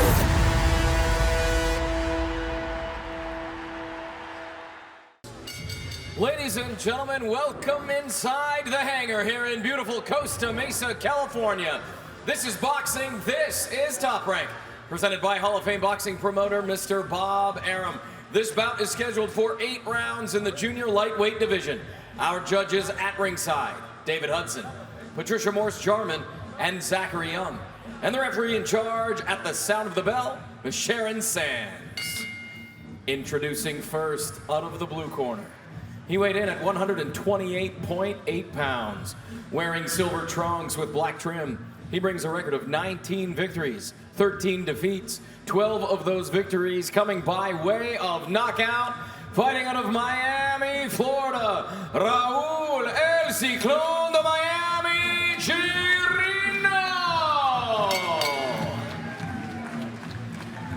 Introducing out of the red corner. He weighed in at 128 pounds, wearing white trunks with blue trim. He brings a record of 24 victories with only 2 defeats into the ring. 13 victories coming by way of knockout. He is the IBF #1 featherweight contender from Mexicali, Baja California, Mexico, Luis Alberto El Venado Lopez.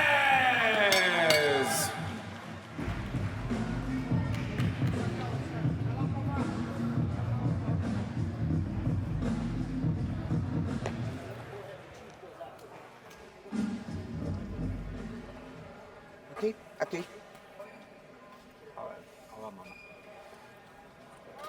Aquí, bueno. Aquí, no. Tocas. Luis Alberto El Venado Lopez, he's coming off of a string of upset victories against Isaac Lowe. Most recently stopped the Brit. And before that, it was Gabriel Flores who was his victim in the heat of Tucson, Arizona. Both fighters fought 3 times in 2021, and here we are as they step into the ring for the first time in 2022. Bernardo Osuna alongside Timothy Bradley, Luis Alberto Lopez, and Raul Chirino in the ring.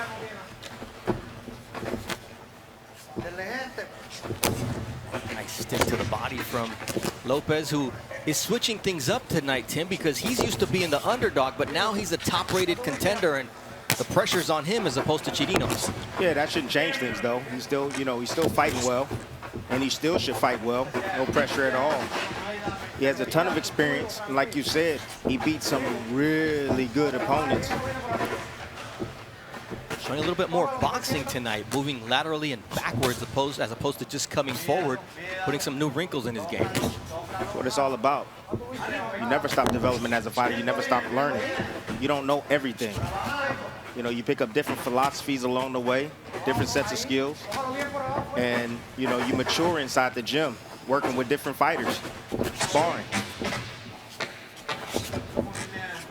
Hear the creaking of some of those wood planks in the middle of the ring here in Costa Mesa, California. Yeah, Lopez right now, he's taking his time, using his legs for defense, changing the angles up, going down to the body. Now you see him pressing forward. You see the versatility in his arsenal. He's ranked at featherweights as he goes down to the body with the right hand. Venado Lopez, #1 in the IBF, thanks to his knockout victory over Isaac Lowe. But this fight's taking place at junior lightweight, 128+ pounds. His opponent, Chirino, looked like he was having trouble making weight yesterday. Very dried out, but seems to have rehydrated pretty well. Yeah, that was a nice move right there by Chirino. He just let his hands go, and he kept Lopez occupied upstairs, and then he slipped a nice right hand on the inside. Beautiful setup right there for his offense. Trying to land that looping right hand is Chirino with the silver trunks trimmed in black. Nice counter right from Lopez. Now he follows it up with another looping right. Yeah, he can't miss that. I mean, Chirino, what he's doing is he's dropping that left hand, and he's bringing his hand back when he jabs. He's bringing it back low. That's why he's getting caught with that right hand. Now he gets caught with that right hand downstairs. You gotta love the punch variety from Lopez, who now spins around Chirino. Yeah, I mean, all that movement looks cute, but what did it do? It didn't do anything. He didn't punch off that movement. He needs to understand that aspect of the game, too.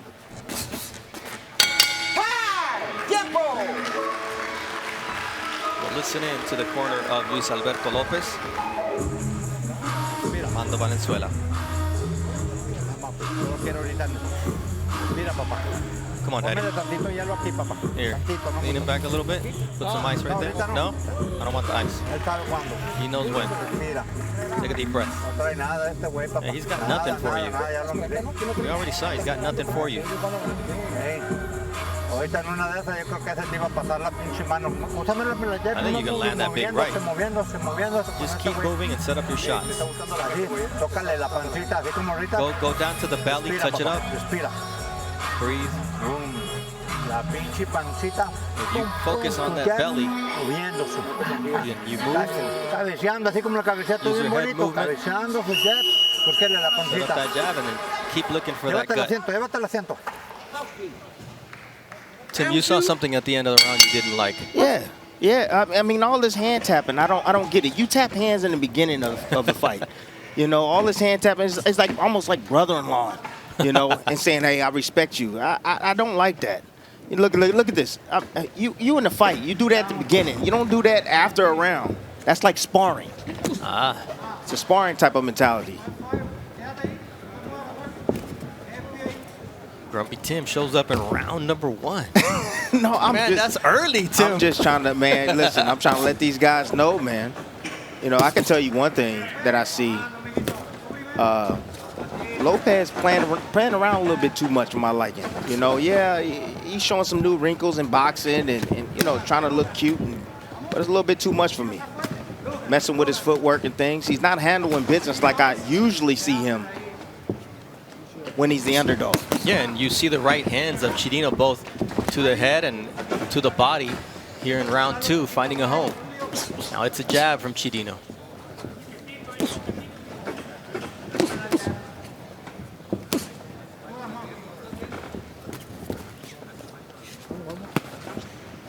See those little shots right there, those little punches right there, is just to keep Lopez guard high, and then you try to look for the opening or small hole in the defense.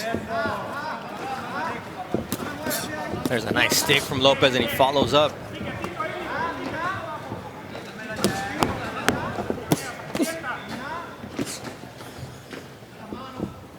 Up jab from Lopez, trying to set up Chino, but I agree a little bit in terms of he's trying to be too cute in there as opposed to being who we've seen him be.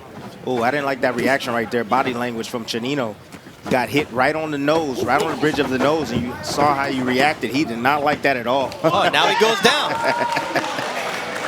That was a light shot, but I'm not in his body, to be honest with you. Probably landed in the right spot, but I think it might have been that punch to the nose. Delayed reaction, and see how Lopez follows up here in round number 2.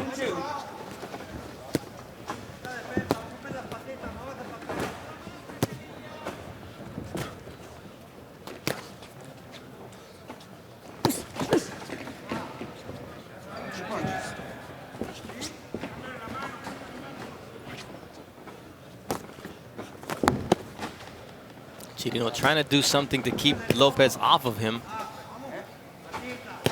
Just enough. Lopez working to the body. He's going to finish on his feet here in round number 2 after what looked to be a perilous situation for Raul Chino.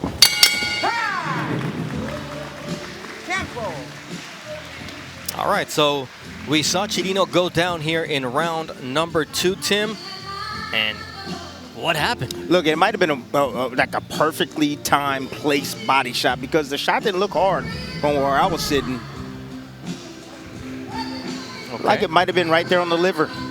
You know, and you got to understand that he's moving in that direction as well, so it was probably double impact. You see right here, kind of hesitated.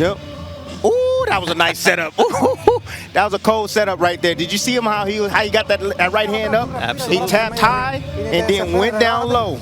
Awesome. Gotta give Lopez a little bit more credit for that. That was a beautiful setup and a beautiful place. Check this out. Here he is. Chino covering up, putting that high guard. Boom. Tapped him up high. Went down low. Beautiful work. 10-8 round for Luis Alberto Lopez here in round number 2. It looked like he didn't want to finish him there in that second round. I don't know if Lopez's corner wants him to get rounds in or try some different strategies, but it's always, you know, not advisable to not take a guy out when you have a chance to. What you always say, Bernardo, don't play with your food. Exactly. If you're that good and you're hitting this guy at will and you have the punching power to get rid of the guy, why don't you get rid of him? Don't sit there and mess around with your food. Things can happen in there. That food can give you indigestion. Yeah. Let it get cold. Try to tell you, man. Ooh. Nice up jab from Lopez, but he left himself open if Chino was a little bit quicker. Right, you know what? Lopez right now, he's in the zone right now. He's having fun on the job. You know, the competition isn't that stiff. He understands it, and he's just playing with his mind right now. Chino's mind.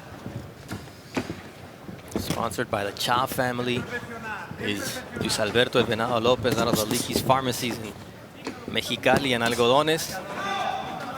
And he is trying to put some medicine on Chino here in round number 3.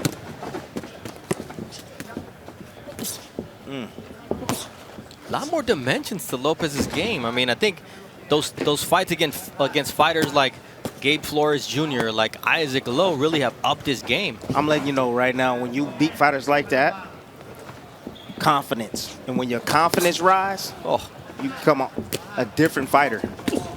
Nice counter right. You see the bridge of the nose of Chino. Just bearing the blunt of Lopez's work. There's that counter right. Now it's a right hand that drops Chino. 3, 4, 5, 6, 7, 8. Let's take a look at Lopez's disposition here after dropping Chino for the second time in this fight. Round 3. And it's not loaded up shots that are getting him down, Tim, and that's a little different. You know, we're used to seeing a guy like Lopez dig deep and throw those looping shots. It's quick, short, precise shots that are doing damage tonight. Like you said, precise. When you land, right place at the right time. Like that 1-2 that puts him down again? Does damage, baby. 3, 4, Precision. 5, 6, 7, 8. All right, this is it. Let's go. 10 seconds. Sharon Sands not playing around here in round number 3, keeping an eye on Raul Chirino, who's been down 3 times in the fight, twice here in round 3. Time, tiempo.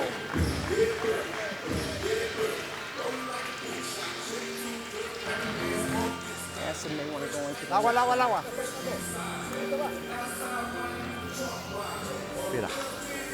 All right, Tim, let's take 2 looks at that first knockdown, which was such a quick, short shot. Chino right there, he throws a right hook and a jab. He's just looking just to place a shot. Throwing a lazy jab out like that, leaving his hand down a bit just for a split second, boom. Right hand right over the top, right on the chin. And you see the effects of that right hand. He didn't throw it hard. It was just nice and extended, full extended, and beautiful shot right there. Nice setup from Lopez. Lopez knows what he's doing. He hit him on the shoulder, bro. He hit him on the shoulder. To be honest with you, Chino don't want to be here, you know. And it's up to Lopez to go ahead and get him on out of there. So Lopez needs to turn it up, man. Turn it up and stop messing around with his food. Get rid of this guy. Absolutely. In our co-main event this evening, you'll see Giovanni Santillan taking on Giovanni Barraza. And Santillan's, you know, he's working his way up at 147. And he said, against a guy like this who doesn't belong in the ring with me, I need to prove why he doesn't belong in the ring with me. And I think Lopez is at that stage here in round 4 against Chirino. Lopez, he needs to. You know, he needs to realize, he needs to have that same mentality he had when, you know, he didn't have the contract. Same mentality.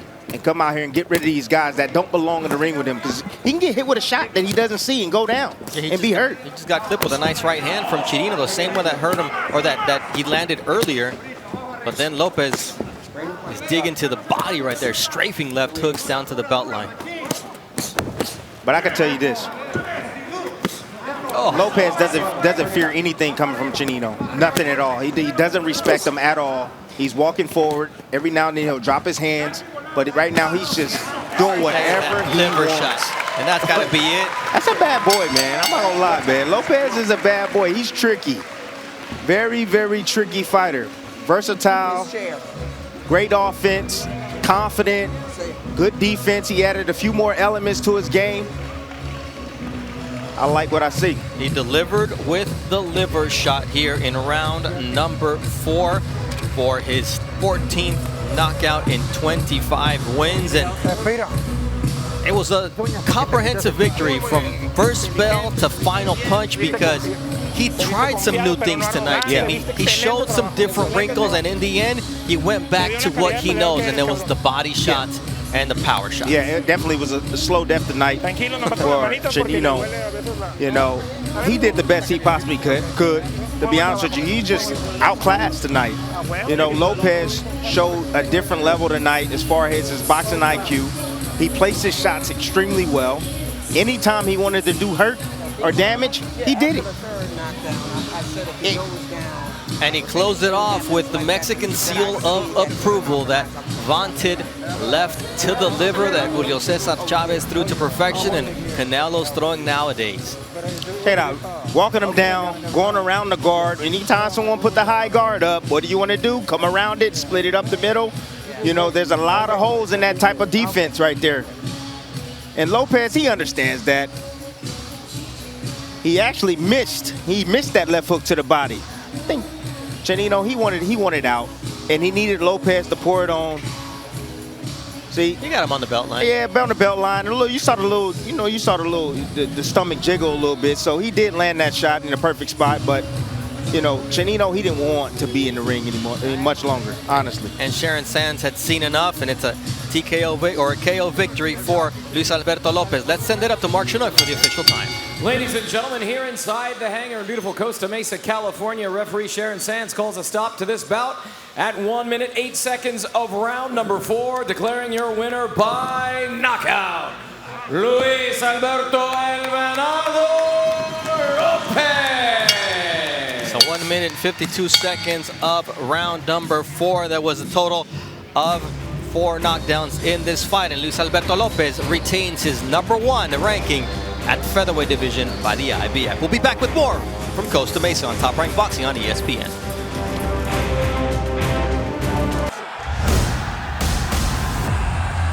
Oh, big uppercut there from El Venado Luis Alberto Lopez.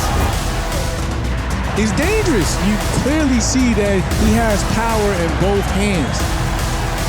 Joet Gonzalez, he is in position to contend for a title. Absolutely devastating knockout.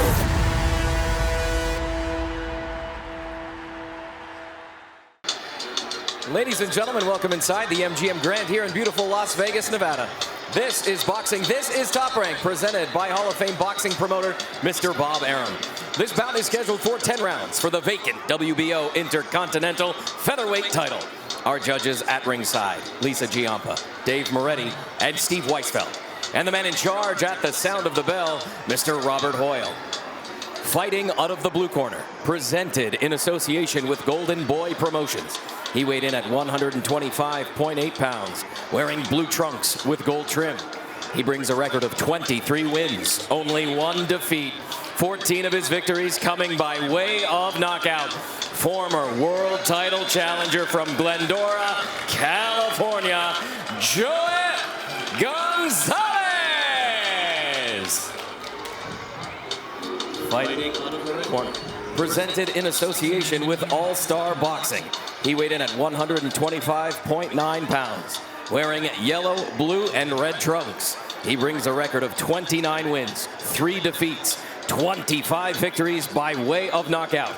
He is a 3-time world title challenger from Arjona, Colombia, Miguel El Scorpion Maraga.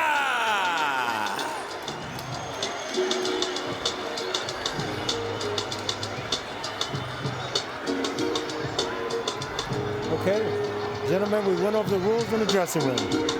Anything on his belt line is a low blow. Anything here is a low blow, okay? I want you to obey my commands. Touch him up. Let's get back. This is an important moment for both fighters. Miguel Marriaga, he's just happy to be in the ring. And we want you to be a part of this fight as well. If you want to be a part of the crowd, cheer along using Hear Me Cheer on any device or have your voice heard live during the fights. Go to espn.hearmecheer.com to participate.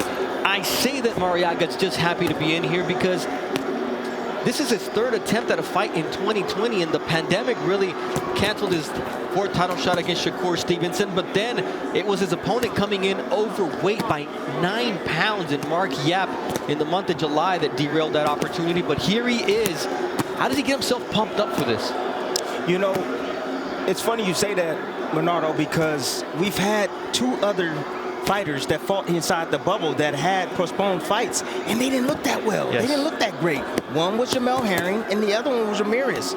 So, you know, he's an older fighter right now. Right now, he's going to use his experience in the beginning. He's going to look to take this young fighter into the later rounds. Joet Gonzalez with a low blow early on. He's got the length, he's got the quickness. He says, yes, my opponent may have the experience, but I've got all the other tools. And Joet Gonzalez is a really solid fighter who Shakur Stevenson made look ordinary, but tonight he's looking pretty good with that quick right hand. Yes, he is. You know, he's a great counterpuncher. He can fight well off the back foot. You know, when he fought against Stevenson, he had to come forward. You know, he had to change his abilities. So, you know, this fight right here, this style matchup right here, this suits him. He likes this type of fight. Maraga's 4-0 with 4 knockouts since consecutive losses to Oscar Valdez and Vasily Lomachenko. And his trainer, Roberto Quesada, said, look, man, there's fighters who go their entire careers and even win titles never facing a Lomachenko, a Valdez, and a Walters. I mean, he really has faced a murderer's row in his world title shots. Yes, he has.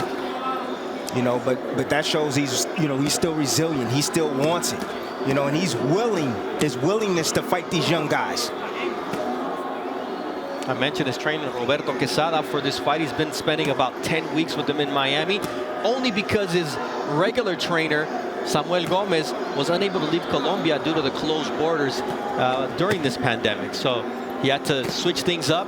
Spent 3 weeks with him for the earlier fight scheduled in July, and here we are in the month of September after 10 weeks of training. And you see the quick hands and the offensive prowess of Miguel Marriaga, although the defense of Joet Gonzalez is also on display tonight. Those are opportunities right there for Marriaga that's dangerous. When he's out on the limb like that, and Joet Gonzalez is able to extend with his hands, you know, in the inside, he's having, you know, he's putting in some good work. But afterwards, he has to be responsible with his defense. That's the big thing. You cannot have any lapses on defense for either of these two guys. You see Marriaga closing in strong here at the end of round 1. And our very own Mark Kriegel has some news and notes. And it's all about Canelo Alvarez, who's fighting. But unfortunately, Mark, it's not in the ring. All Canelo all the time. On Tuesday, Canelo sued longtime promoter Oscar De La Hoya and his promotional company and the streaming service DAZN for punitive damages for $280 million. Wednesday, De La Hoya laid on DAZN saying they're not living up to their contract. Thursday, the WBC, in its infinite wisdom, ordered a purse bid for a fight nobody really wants to see, the possible exception of Canelo, and the mandatory Turkey's Avni Yildirim. The purse bid goes through. It might shine a light on what Canelo's real market value is, especially during the pandemic. It's not a $35 million fight, fellas.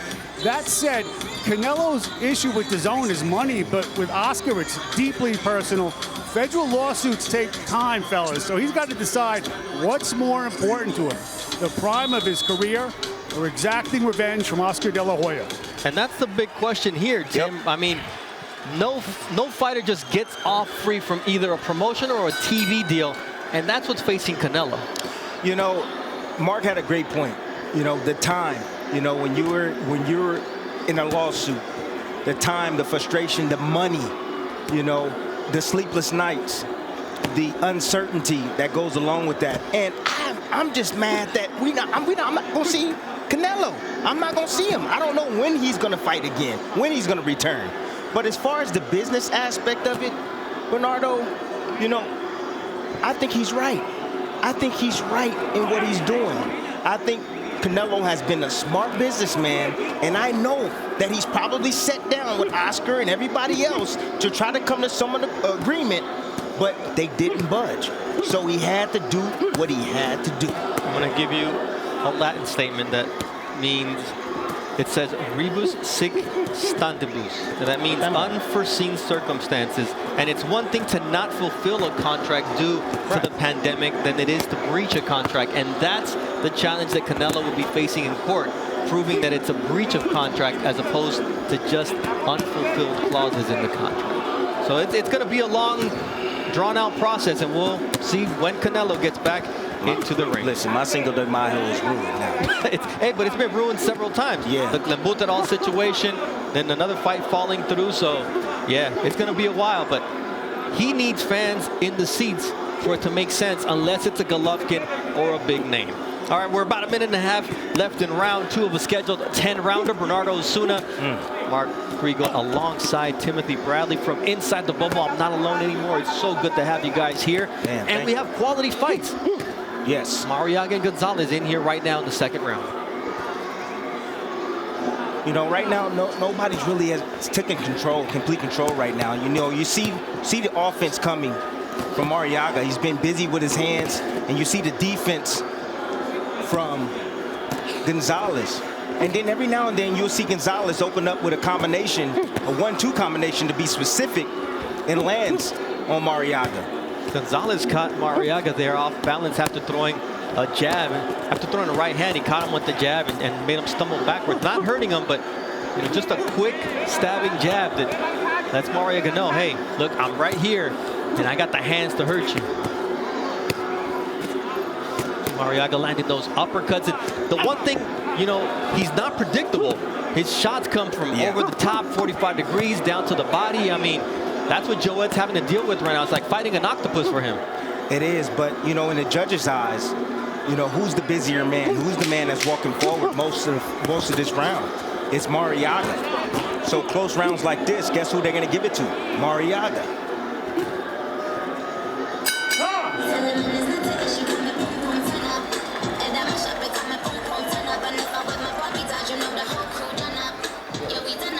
Joet Gonzalez with the instructions. Okay, how you feel? You told me how you feel, baby. Come back in the middle, keep faking. Okay, keep faking. Keep faking that faking. I don't want you to raise your hands too high. You stay tight. Cerradito, tight, baby.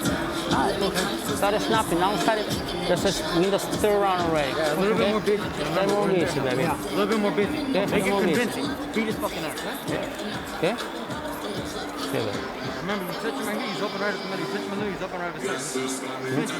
Okay. Turn your punches. Yeah. Turn your punches, baby. And everything behind the jab, you set it up everything with the jab.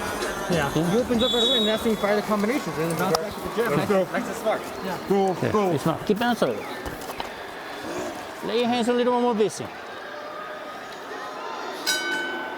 Round 3 of a scheduled 10-round fight, and right now it's Maraga against Gonzalez, but the winner of this fight will be in a great spot to fight the winner of Navarrete and Ruben Villa when they fight for the title left vacant by Shakur Stevenson. So Shakur Stevenson is still part of the conversation here because Maraga was supposed to challenge him in March at Madison Square Garden, and that's the man who beat Joet Gonzalez last time out. So even though he's at 130, he's still very fundamentally in everybody's minds here at 126. Yeah, he's long gone from 126, Shakur Stevenson. He's looking for bigger fish to fry. Yes, he is. Nice left hook there from Joet Gonzalez. His father asked him to open up here in the 3rd round. Yes, he has to, because he noticed the same thing that I noticed, that his son is getting outworked, especially in the inside. If you're going to sit in the inside and just block shots, you got to make sure you come back with some offense. If you wait a little bit too long, something's going to sneak through. You mentioned something very important over the years, Tim, and that's know your judges. Lisa Jampa, Dave Moretti, Steve Weisfeld, do they appreciate the defensive work or do they appreciate the come-forward fighter? And that's two styles that we're living here inside the ring with Maraga and Gonzalez. Listen to me. I didn't win 5 world championships having the best offense, having the best defense, or having the punching power. I won it because I knew my judges. I knew in the championship fight when I fought against Junior Witter, I was a Latino judge that was there. And I won the fight by 1 point because guess what? I was the aggressor. But I knew that the Latino judges like pressure fighters, and that's why, you know, I switched my game up. You know, I would pressure a little bit. That's why I box a little bit. I'll mix it up. All right, so you know who's mixing it up right here is Joet Gonzalez, going to the body, landing upstairs with a nice left hook, then a right hand, and Maraga right there taking the punishment, trying to come back with something, but it's the overhand shots that are really doing damage for Joet. I'm gonna tell you something right now. Joet Gonzalez, smart kid. You know, he's turning it up right now. You want to know why? Because he knows that Maraga has quit.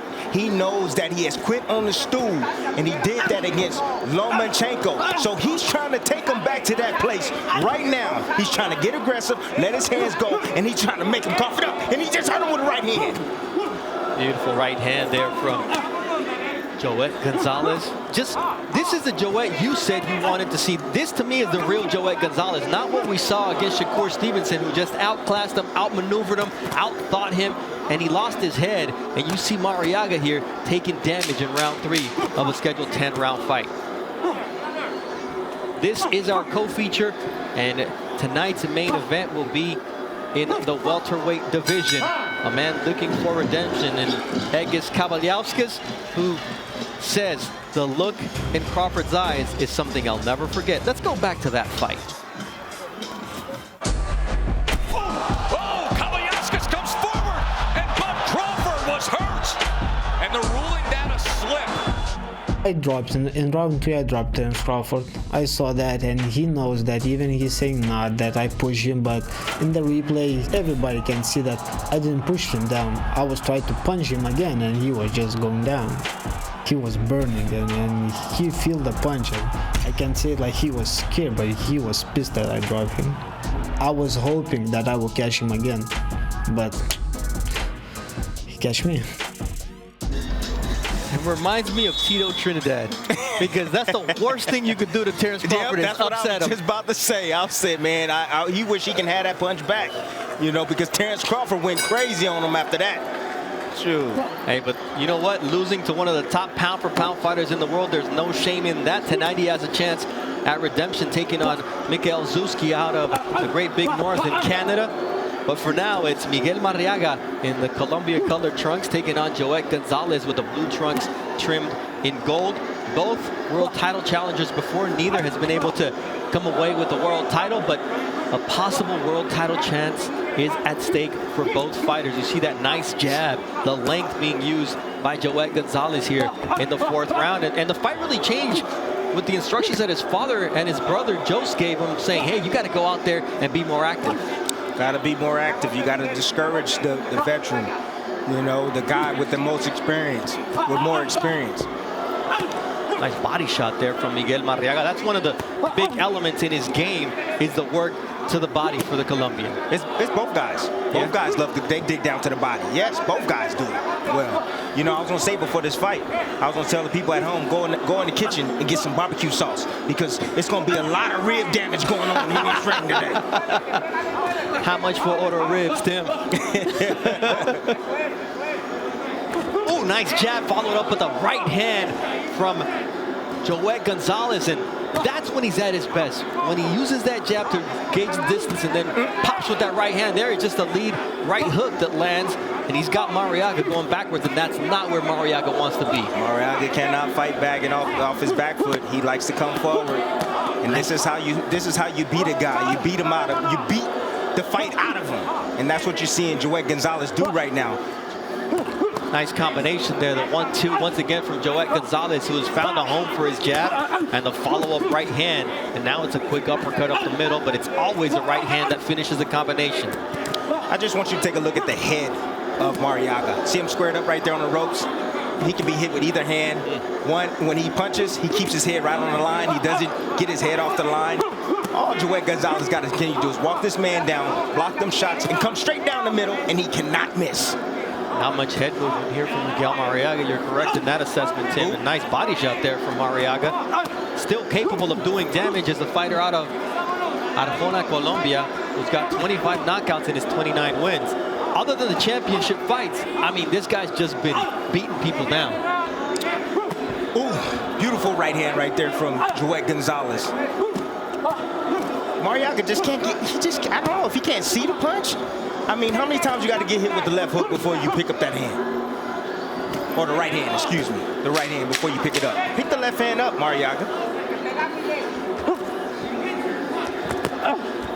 Now Marriaga's reaching as we are now at the end of this 4th round. And I think when you look at Joet going back to his corner, he's got to be very happy with the work that he was able to establish here with that right hand, which was basically unstoppable, Tim.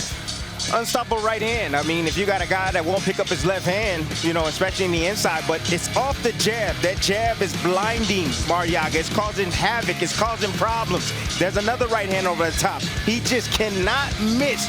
Looping right hands, Right hands to the body, straight right hands, because you see the head of Maraga. It's always on the line. He never moves it off the line. And that's what you have to do. You got to be great in transition. Offense, defense, and back to offense. Here we see the number of power punches landed so far. Gonzalez 64 to 41, but look at the body shots. Maraga with the edge, but the man doing damage so far through 4 rounds is Joet Gonzalez. And Tim, we talked about it in the beginning of this fight. I mean, this is Joet Gonzalez fighting within himself, not emotional, not thinking about hurting a guy because it's a personal situation like he was doing with Shakur Stevenson. This is the level-headed, cold-blooded killer that we expected from Joet Gonzalez. Yep, I told you we didn't see the real Joet Gonzalez. I mean, let's take nothing away from Shakur Stevenson. Right, no. He's just brilliant. He turned him into that. You know, exactly. But you know, tonight he's redeeming himself tonight. The family name, you know, Gonzalez, that he is a true fighter and he belongs in the ring with the best. I mean, the 4 losses that these guys have are against the top dogs. I mean, one of the best young fighters, blue chip as they come in Shakur Stevenson, when you talk about Joet Gonzalez. And the only loss on the record of any guy who beat Maraga was Lomachenko against Siri Salido. So, I mean, we're talking about elite fighters. Elite fighters. And right now, Joet Gonzalez is gathering experience from all those guys that Maraga faced. He knows, trust me, he knows. He's a smart young man. Yes. You know, it was great to hear him talk about his investing and buying his folks a house. Like, you don't hear that often. You know, you hear about guys buying chains and cars and stuff like that, you know, the extravagant things in life. But he did the right thing with his money, and I'm proud of the young man, Joet Gonzalez. Definitely. You talk about a young man who is mature beyond his age. I mean, his family depends on him. Yeah. The paycheck he brings home, and to see him do this in the ring against a fighter who, if he's not an A fighter, he's got to be a B+ fighter in Miguel Maraga. And to see him come in here and do what he's doing tonight, being level-headed, using his speed, using that quickness, the power in his hands to just keep Maraga at bay is pretty impressive. He's taking Maraga to that place. Yes, he is. The place I'm talking about. You know, Maraga is fighting back, and I give him credit for that. He is definitely trying. But, you know, when he steps back, when he gets pushed back, he doesn't know what to do. Nice right hand there from Joet Gonzalez. Sometimes they're long, sometimes they're quick, but they're all doing damage when they land on the face of Miguel Maraga, as does that jab from Joet Gonzalez. Now he's digging to the body once again. Maraga's game, but, I mean, how much punishment can you take without switching up your style?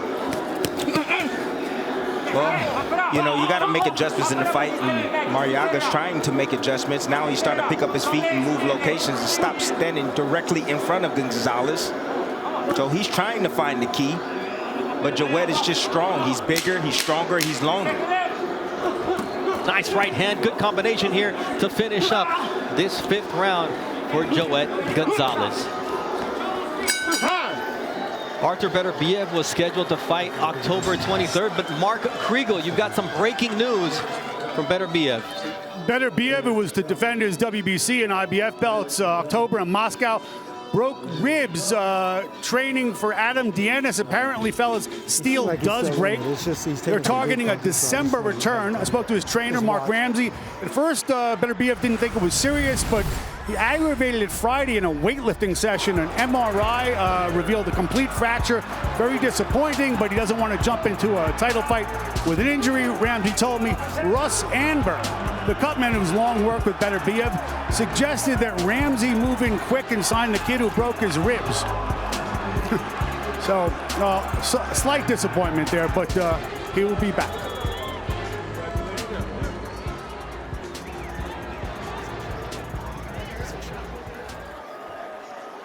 Offensive machine, and we were really looking forward to seeing one of the most fearful guys in the ring, and you know, we're gonna miss out on that opportunity, but it's more important to be at 100% for any world title defense. Listen, a rib injury, come on now. Yeah, that's brutal. I mean, I suffered a rib injury in a fight. It was against Miguel Vasquez. It happened in the 2nd round, and I had a choice to make then. I could either give it up right there or fight through it. I chose to fight through it. and I got the victory. You know, a rib injury only hurts when you breathe. Well, think about it. I'm in there fighting every time, man. All right, nice right hand there from Joet Gonzalez. I mean, he's really beating Maraga at every range in this fight. Yeah, Maraga, you know, he has a little bit of success when he lets his hands go. Joet Gonzalez has a really tight defense. You know, sometimes it's really hard to penetrate a guy that keeps his hands straight up. But 2 punches that work. You can come around the guard, or you can come up the middle. The uppercut, and I'm not seeing a lot of uppercuts coming from Maraga. You know, Gonzalez has that 70-inch reach, and against a guy like Maraga, who happens to actually be the taller fighter by 2 inches, it's just hard because it's that forearm and that elbow that you can protect your chin while also protecting the body at the same time, and that's hard to penetrate for any guy. Yeah, you know, he has a longer reach as well, so he has a 70-inch reach versus a 67-inch reach. He has an advantage over Maraga. Nice body shot there by Maraga, but there's always return fire from Joet Gonzalez, who once again snaps that head back with the right hand. That's the transition that I'm talking about. You know, from offense to defense and back to offense. You see Joet Gonzalez, you know, you see how crafty he is. You know, he doesn't have as much experience as Maraga, but, you know, his skills, his dad has done a great job with him in developing him to be reactive in the ring. Moments ago, we saw Maraga tuck those elbows in after a body shot from Joet Gonzalez, and at this point, it's going to become pick your poison. Do you want to get picked apart downstairs, or do you want to get a big shot over the top that puts you down? Because that seems to be where we're headed here in round 6. Maraga just taking steps back, and he's got no answers when he's not coming forward. Venado, check this out. You know, you see the way the fight is going. You know, you can't miss with the right hand. But he's throwing the same combinations, the same punches at Maraga. And so now if he switches things up, throw a changeup, throw a curveball, throw something a little different, he can catch and surprise Maraga and hurt him and possibly stop him. That's what he did there with the left hook. That was my point.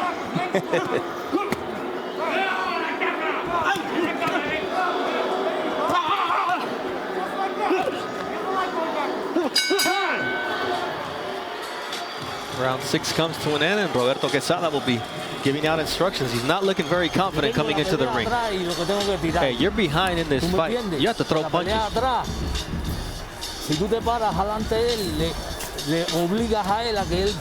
If you stand in front of him, you're making him throw. You have to move.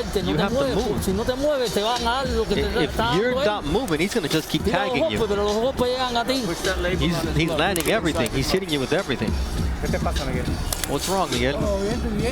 I'm good, I'm good. Fighting okay.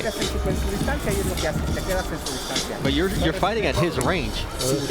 We got 4 rounds here. So you need a knockout to win this fight. Come on. Only knocking him out is the only way we're going to win this fight. You talk about honesty in the corner. Ricardo Maldonado, his manager, and Roberto Quesada, his trainer, who's only worked with Miguel Maraga for 10 weeks. But Tim, sometimes that's what you need. Yeah. Not sugarcoating it. You need that. No, you need the real. You need to know the real, man. You know, this man is a vet. You know what's the real? Yeah. Twice as many punches landed by Joet Gonzalez than the 73 landed by Miguel Maraga in this fight, and at a 31% clip. That's pretty impressive so far. Yes, it is.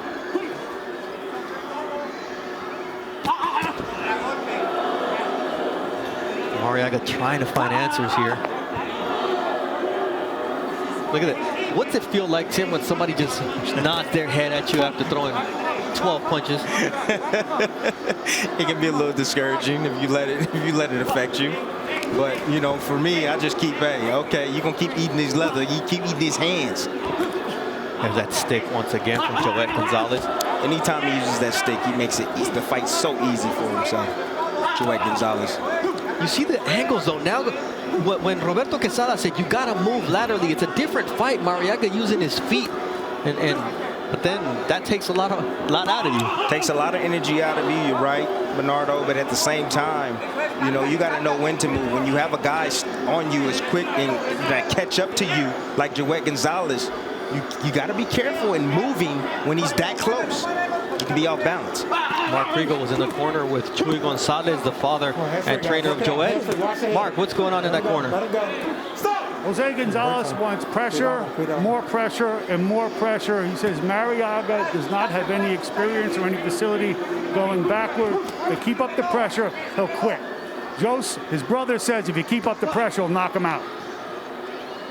Yeah, I mean, we've seen that coming for about the last 3-4 rounds, and that's a good assessment from the corner. They know their guy, and this is the real version of Joet Gonzalez that we came to expect. Yes. Right now, he's putting on the clinic. I like his defense. He's been, he's very calculated. Even though he's pressuring and coming forward, he's been very selective with his punches. He has great timing as well.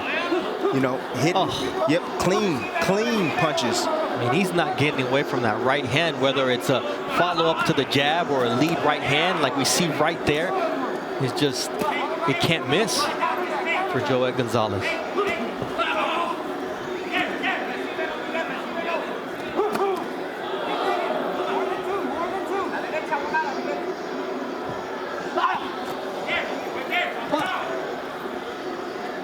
Last 15 seconds of round 7, and apart from the first 2 rounds, I don't see how you can give Miguel Marriaga anything since then. Not at all.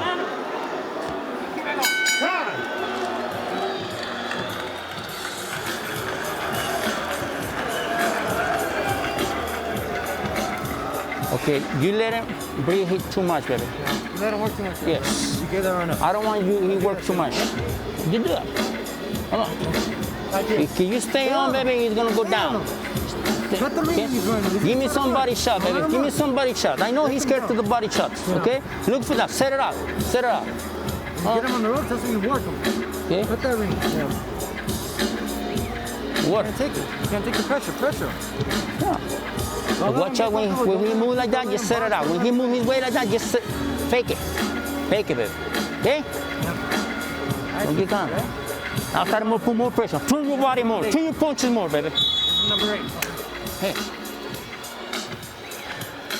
You see Marriaga getting hit with the jab right there. You see his feet. His feet are not set. That's why it's so easy to hit a fighter when he's moving. You have to be ready and set. You got to move at the right time. If you move at the wrong time, then that's what can happen. Been doing a lot of wrong moves then all night long. I'm just trying to teach, man. Just trying to teach. Give him a little knowledge of the Bradley. Oh, please. Bradley, that's a new thing. Total jabs through 7 rounds. Pretty even, but, I mean, Gonzalez just outlanding him 44-9. Only 5% of Marriaga's jabs finding a home, and here you see the pursuit of Gonzalez. But you see how smart Gonzalez was right there. He let the vet go ahead and unleash a combination, right? And he knew that he had to go back and get some air. And what did he do? He stepped to him and caught him with some sharp counters. Just great stuff by Joet Gonzalez tonight. I mean, we talk about what pressure does, right? It cracks pipes, but also you just see the fact that there's not a single moment that Marriaga can rest in these rounds. I mean, he's right on him, whether he's walking him down, whether he's taking a step towards him. Look, takes a step back, and there is Gonzalez, not giving him a breather. The best do that. The best do that. They'll step back, and then when their opponents step back, they step forward. Floyd Mayweather did it. Terrence Crawford does it. All of the best fighters in the world, that's the way they fight. It's almost mind you like the ocean. Back and then come forward. Back and come forward. Never letting your opponent rest. Thank you, Mr. Miyagi, for the life lessons tonight. I needed that in the bubble, man. I wasn't getting that. Now that you're here, I'm glad to be in the bubble, man. It's not that bad in here. It is not that bad. Besides the food, I'm sorry. Yeah, tell me what it's like after 45 days, Tim. We'll have that conversation. Listen to me, man. Do you want to know my list of things that when I do? Just give me number 1, because I know you're delicate. The number 1 is some Charmin extra soft toilet paper. That is very important if you come into the bubble. So listen, fighters, young fighters, and anybody to enter into this bubble. And then also bring a jacket because it is cold everywhere around this casino. You're just old, Tim. You're just old. Oh, come on now. Come on now. Come on now. Nice jab there from Joet Gonzalez. Continues to walk down Maraga with that right hand. Oh, nice combination. Joet, and you hear the referee, Roberto, say, hey, you got to show me something because Maraga's getting beat down, and that stick once again finds a home. You see the demeanor of Miguel Maraga starting to wilt here at the end of round number 8.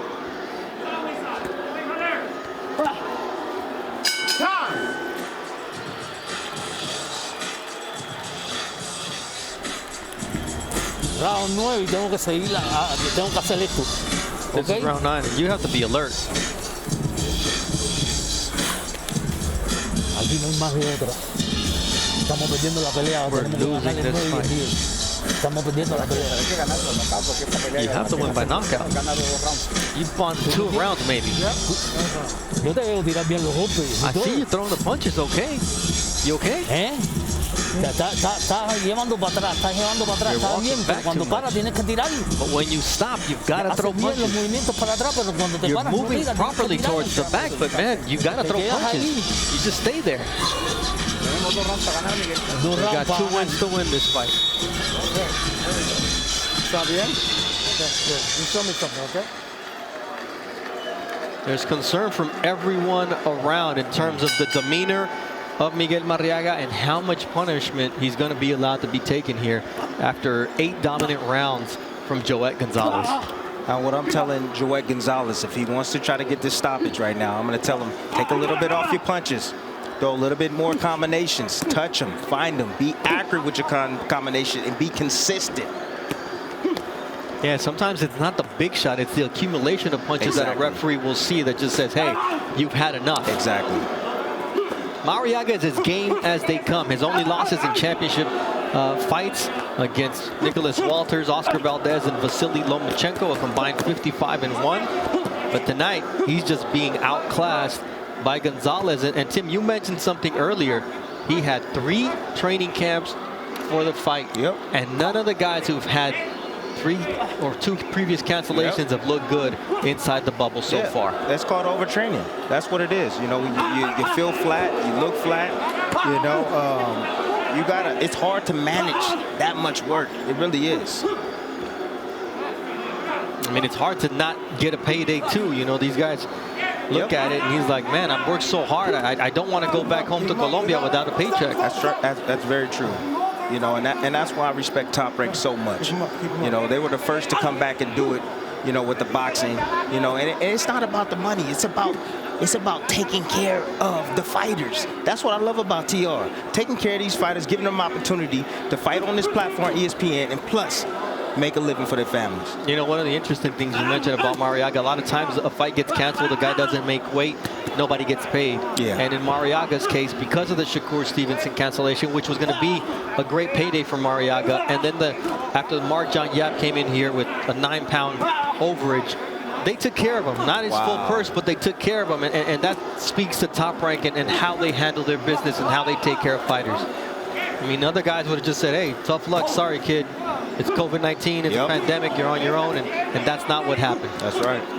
But here he is, having to fight through all of that, and really a fighter in Gonzalez who has proven so much tonight as he's got a cut under his right eye now.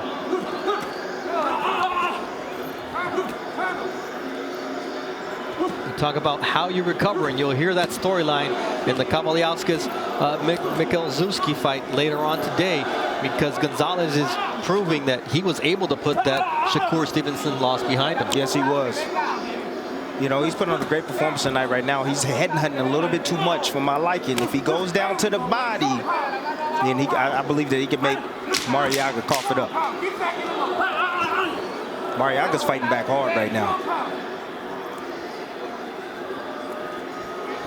You see the blood now streaming off of the right eye of Joet Gonzalez. They'll have a chance to work on that in the corner. And this is Mikhail Zuzki, who's 8-0 since his last loss, which was in May of 2015 right here in Las Vegas, a fight you called against Konstantin Ponomarev. He lost a unanimous decision in 10 rounds. He wants redemption in his 9th fight in Las Vegas. And Egis Kawayauskas, he's got 11 knockouts inside of 3 rounds, but he hasn't won in 22 months. You see that loss against Terrence Crawford last December, and before that it was a draw against Ray Robinson, and he really hasn't looked impressive of late. No, he needs to look impressive tonight, honestly. You know, if he wants to be in the top, you know, the top contender or consider get another opportunity at a world championship, yes. What do you see in Miguel Marriaga right here? Right now, I see a fighter that, you know, his heart, he wants to fight, but his body is not allowing him to. That's what I see. He has the heart, he has the will, he has the determination, but it's just his body, man. He's been in a lot of wars and a lot of tough fights. And he's only 33 years old, but he's got, including this 10th round now, it'll be 172 professional rounds, and not many of them have been easy rounds. No, they haven't been. Especially once he got into the elite level. I mean, his trainer, Roberto said it best. There's guys who win world titles without ever facing the guys that Miguel Marriaga has faced in the 3 champions in Walters, Valdez, and Lomachenko. 3 different styles, all really good at what they did at the particular time. And now, this fight against Joet Gonzalez, who he himself said, hey, no tune-ups. Give me a great fight, and that's what he got. Yes. I agree 110% with the coach said, that fighters, a lot of fighters get opportunities at the World Championship, and they don't even deserve it or earn the right. I guess Marriaga's had that rough road to 3 world title shots, had that 4th world title shot taken away from him by COVID-19 earlier this year in March against Shakur Stevenson. And here he is at 33 years old, probably seeing that look at a 4th opportunity just vanish away at the hands of Joet Gonzalez. You know, if he doesn't win this fight tonight, it's not over yet, just yet. Anything can happen in that ring. It ain't over to the, you know, that bell rings.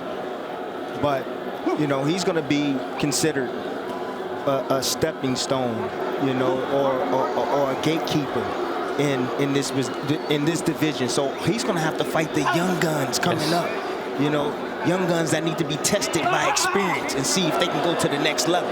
That's a tough job. And he could be in against a guy like Mick Conlon up next, you know. Yes. And you just see the solid and consistent pressure of Joet Gonzalez, who lands a big left hand there against Miguel Marriaga, who's now wobbling backwards. And referee Robert Hoyle, for these last 40 seconds, is going to keep a really close eye on Miguel Marriaga. You see the blood streaming out of the face of Joet Gonzalez, but you know what else is streaming? Those punches, left, rights, on the face and body of Miguel Marriaga.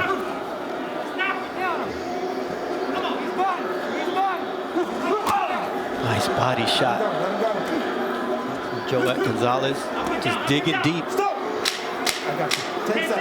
Respect to Miguel Marriaga, a true warrior, and what a solid performance tonight from a measured, technically sound, aggressive, and just all around great performance from Joet Gonzalez. Yes, it was. Outstanding boxing performance from Joet Gonzalez. I was highly impressed tonight with his work. Joet Gonzalez looks to improve to 24-1. The judges tonight are Steve Weisfeld, Dave Moretti, and Lisa Ciampa. And Tim, we're going to take a look at a highlight package, but it looks like it was all Joet all the time. Well, in the beginning, it wasn't Joet. You know, Joet played it safe. You know, he used defense, but I like what he did. He had a game plan. He followed it well.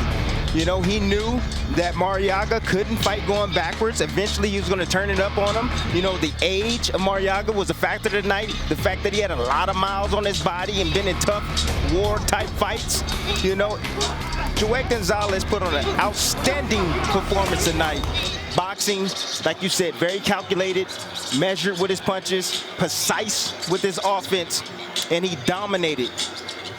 And there you see the amount of power punches landed At an impressive clip for Joet Gonzalez, who landed 177 power punches. That's about 69 more than Miguel Maraga landed it. And we all knew that if Maraga was going to have a chance, it was going to be because of his power, because of his aggressiveness. And he had the body punches with 52 compared to 25 for Joel, but it was just not enough. Yeah, but he's, you know, the thing is he's small. Joet Gonzalez has been at this weight class. This guy's fought at the smaller weight class. He's, you know, he's just a small guy, man. And older now.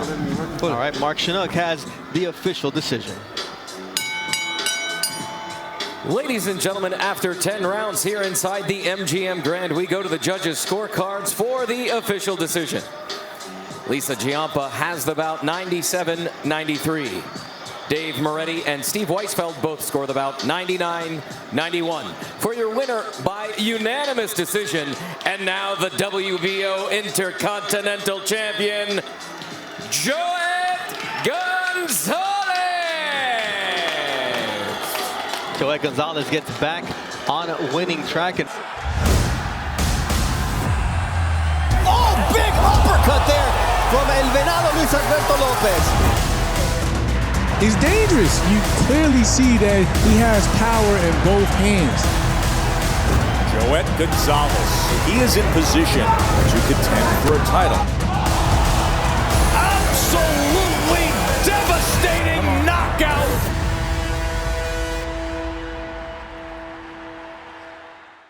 Let's send it up to Mark Chinook for the introductions.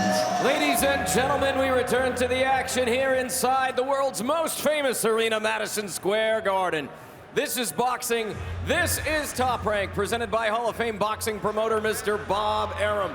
This fight is brought to you by Caesars Sportsbook and Boost Mobile. Scheduled for 6 rounds in the junior middleweight division. Our judges at ringside, James Kinney, Ron McNair, and Waleska Roldan. And the man in charge at the sound of the bell, Mr. Danny Schiavone. Introducing first, out of the blue corner. He weighed in at 152.2 pounds. Wearing white trunks with yellow and blue trim. He brings a record of 9 wins with only 1 defeat. 3 of those victories coming by way of knockout. From Ardea, Lazio, Italy, Alessio Mastro Nuno.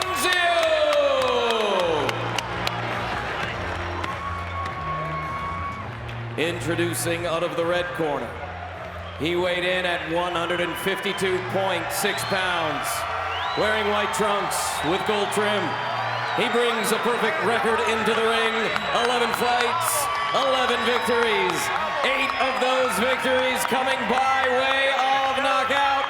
The fighting pride of San Juan, Puerto Rico, Xander Zayas.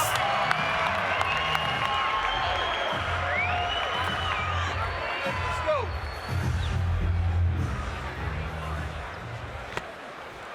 All right, fellas, we went over the rules in the dressing room. I expect you to obey my commands at all times to keep the ball clean. Punch him up. Back to the corner to the left. Night in New York City, a night where the future of the NFL is spelled out for a young man. And the same could be said about tonight for Xander Zayas, for Keyshawn Davis, for a fighter like Jared Anderson, who you'll see after the Heisman Trophy presentation. This is a special night. This is a special building. This is where dreams are made. And Zayas wants to make this dream come true against Alessio Mastro Nuno, who is fighting in the U.S. for the first time ever. Bernardo soon alongside Timothy Bradley. We see the quick jab and left hook from Xander Zayas, and that right hand that puts Mastro Nuno on his trunks. 5, 6, 7, 8, walk. Bienvenuto, says Zayas to Alessio Mastro Nuno. Oh, the right hand is coming again. I see it. Just a bit off the mark right there.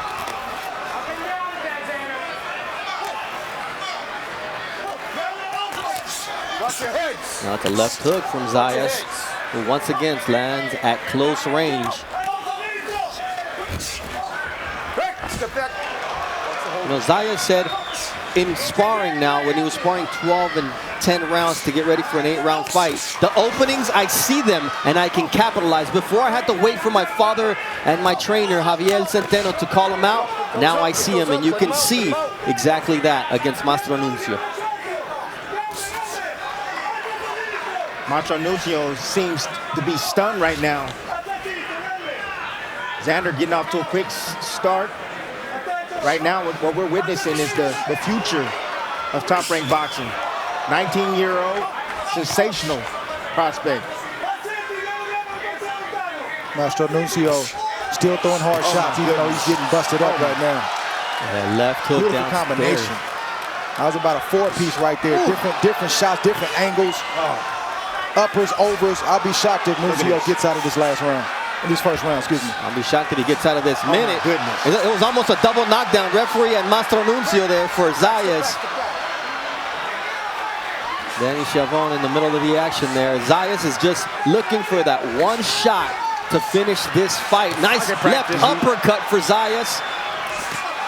Oh, nice right from Mastro Nuno. Still throwing. Unfortunately, he's catching more than he's throwing so far. Yes, he is. Stop the hold. Don't hold it. He's catching a lot more than what he's throwing. A nice right uppercut, overhand right from Zayas. It's target practice here against Mastro Nuno in the first round. You see the patience and poise. Listen, somebody better step in and save this man. He's taking flush shots. Ref's got to really watch him. He's taking flush shots. Legs are not there, and Zayas is making sure that he's going to continue clipping him, and that's the end of the fight. Another first-round knockout for Xander Zayas here at Madison Square Garden. This is the moment he dreamed of. This is how he dreamed he would finish, and this could eventually become the new home of Xander Zayas. With performances like this young kid, the sky's the limit. Sky's the limit. The sky is definitely the limit. A young star is definitely born here tonight. Xander Zayas putting everything on display. Speed, accuracy, combinations, counter-punching ability. He has it all. Great job. He said he wanted to make a statement tonight, Venado. Those were his parting words to Mark Kriegel, and he did that tonight. And it was all about cementing his place as the prospect of the year. I don't know anybody else who has had 6 performances as dominating, as impressive, as comprehensive as Xander Zayas, who put everything on display tonight, Tim. Oh yeah, target practice. You see Xander Zayas stalking right there. You saw the lazy jab come over, come out, and then a right hand comes right over the top. Beautiful.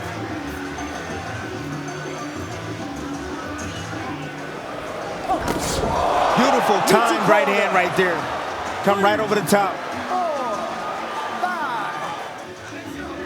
This is how it ended, Dre. Just beautiful poise, even with aggression. You mentioned it, Bernardo, how he's pressing forward, landing all the right shots. He's not just throwing like you see some prospects throw, right? He's landing shots. That was a place shot. He said, okay, let me try it again. Let me go around this time, because he kind of blocked the other one.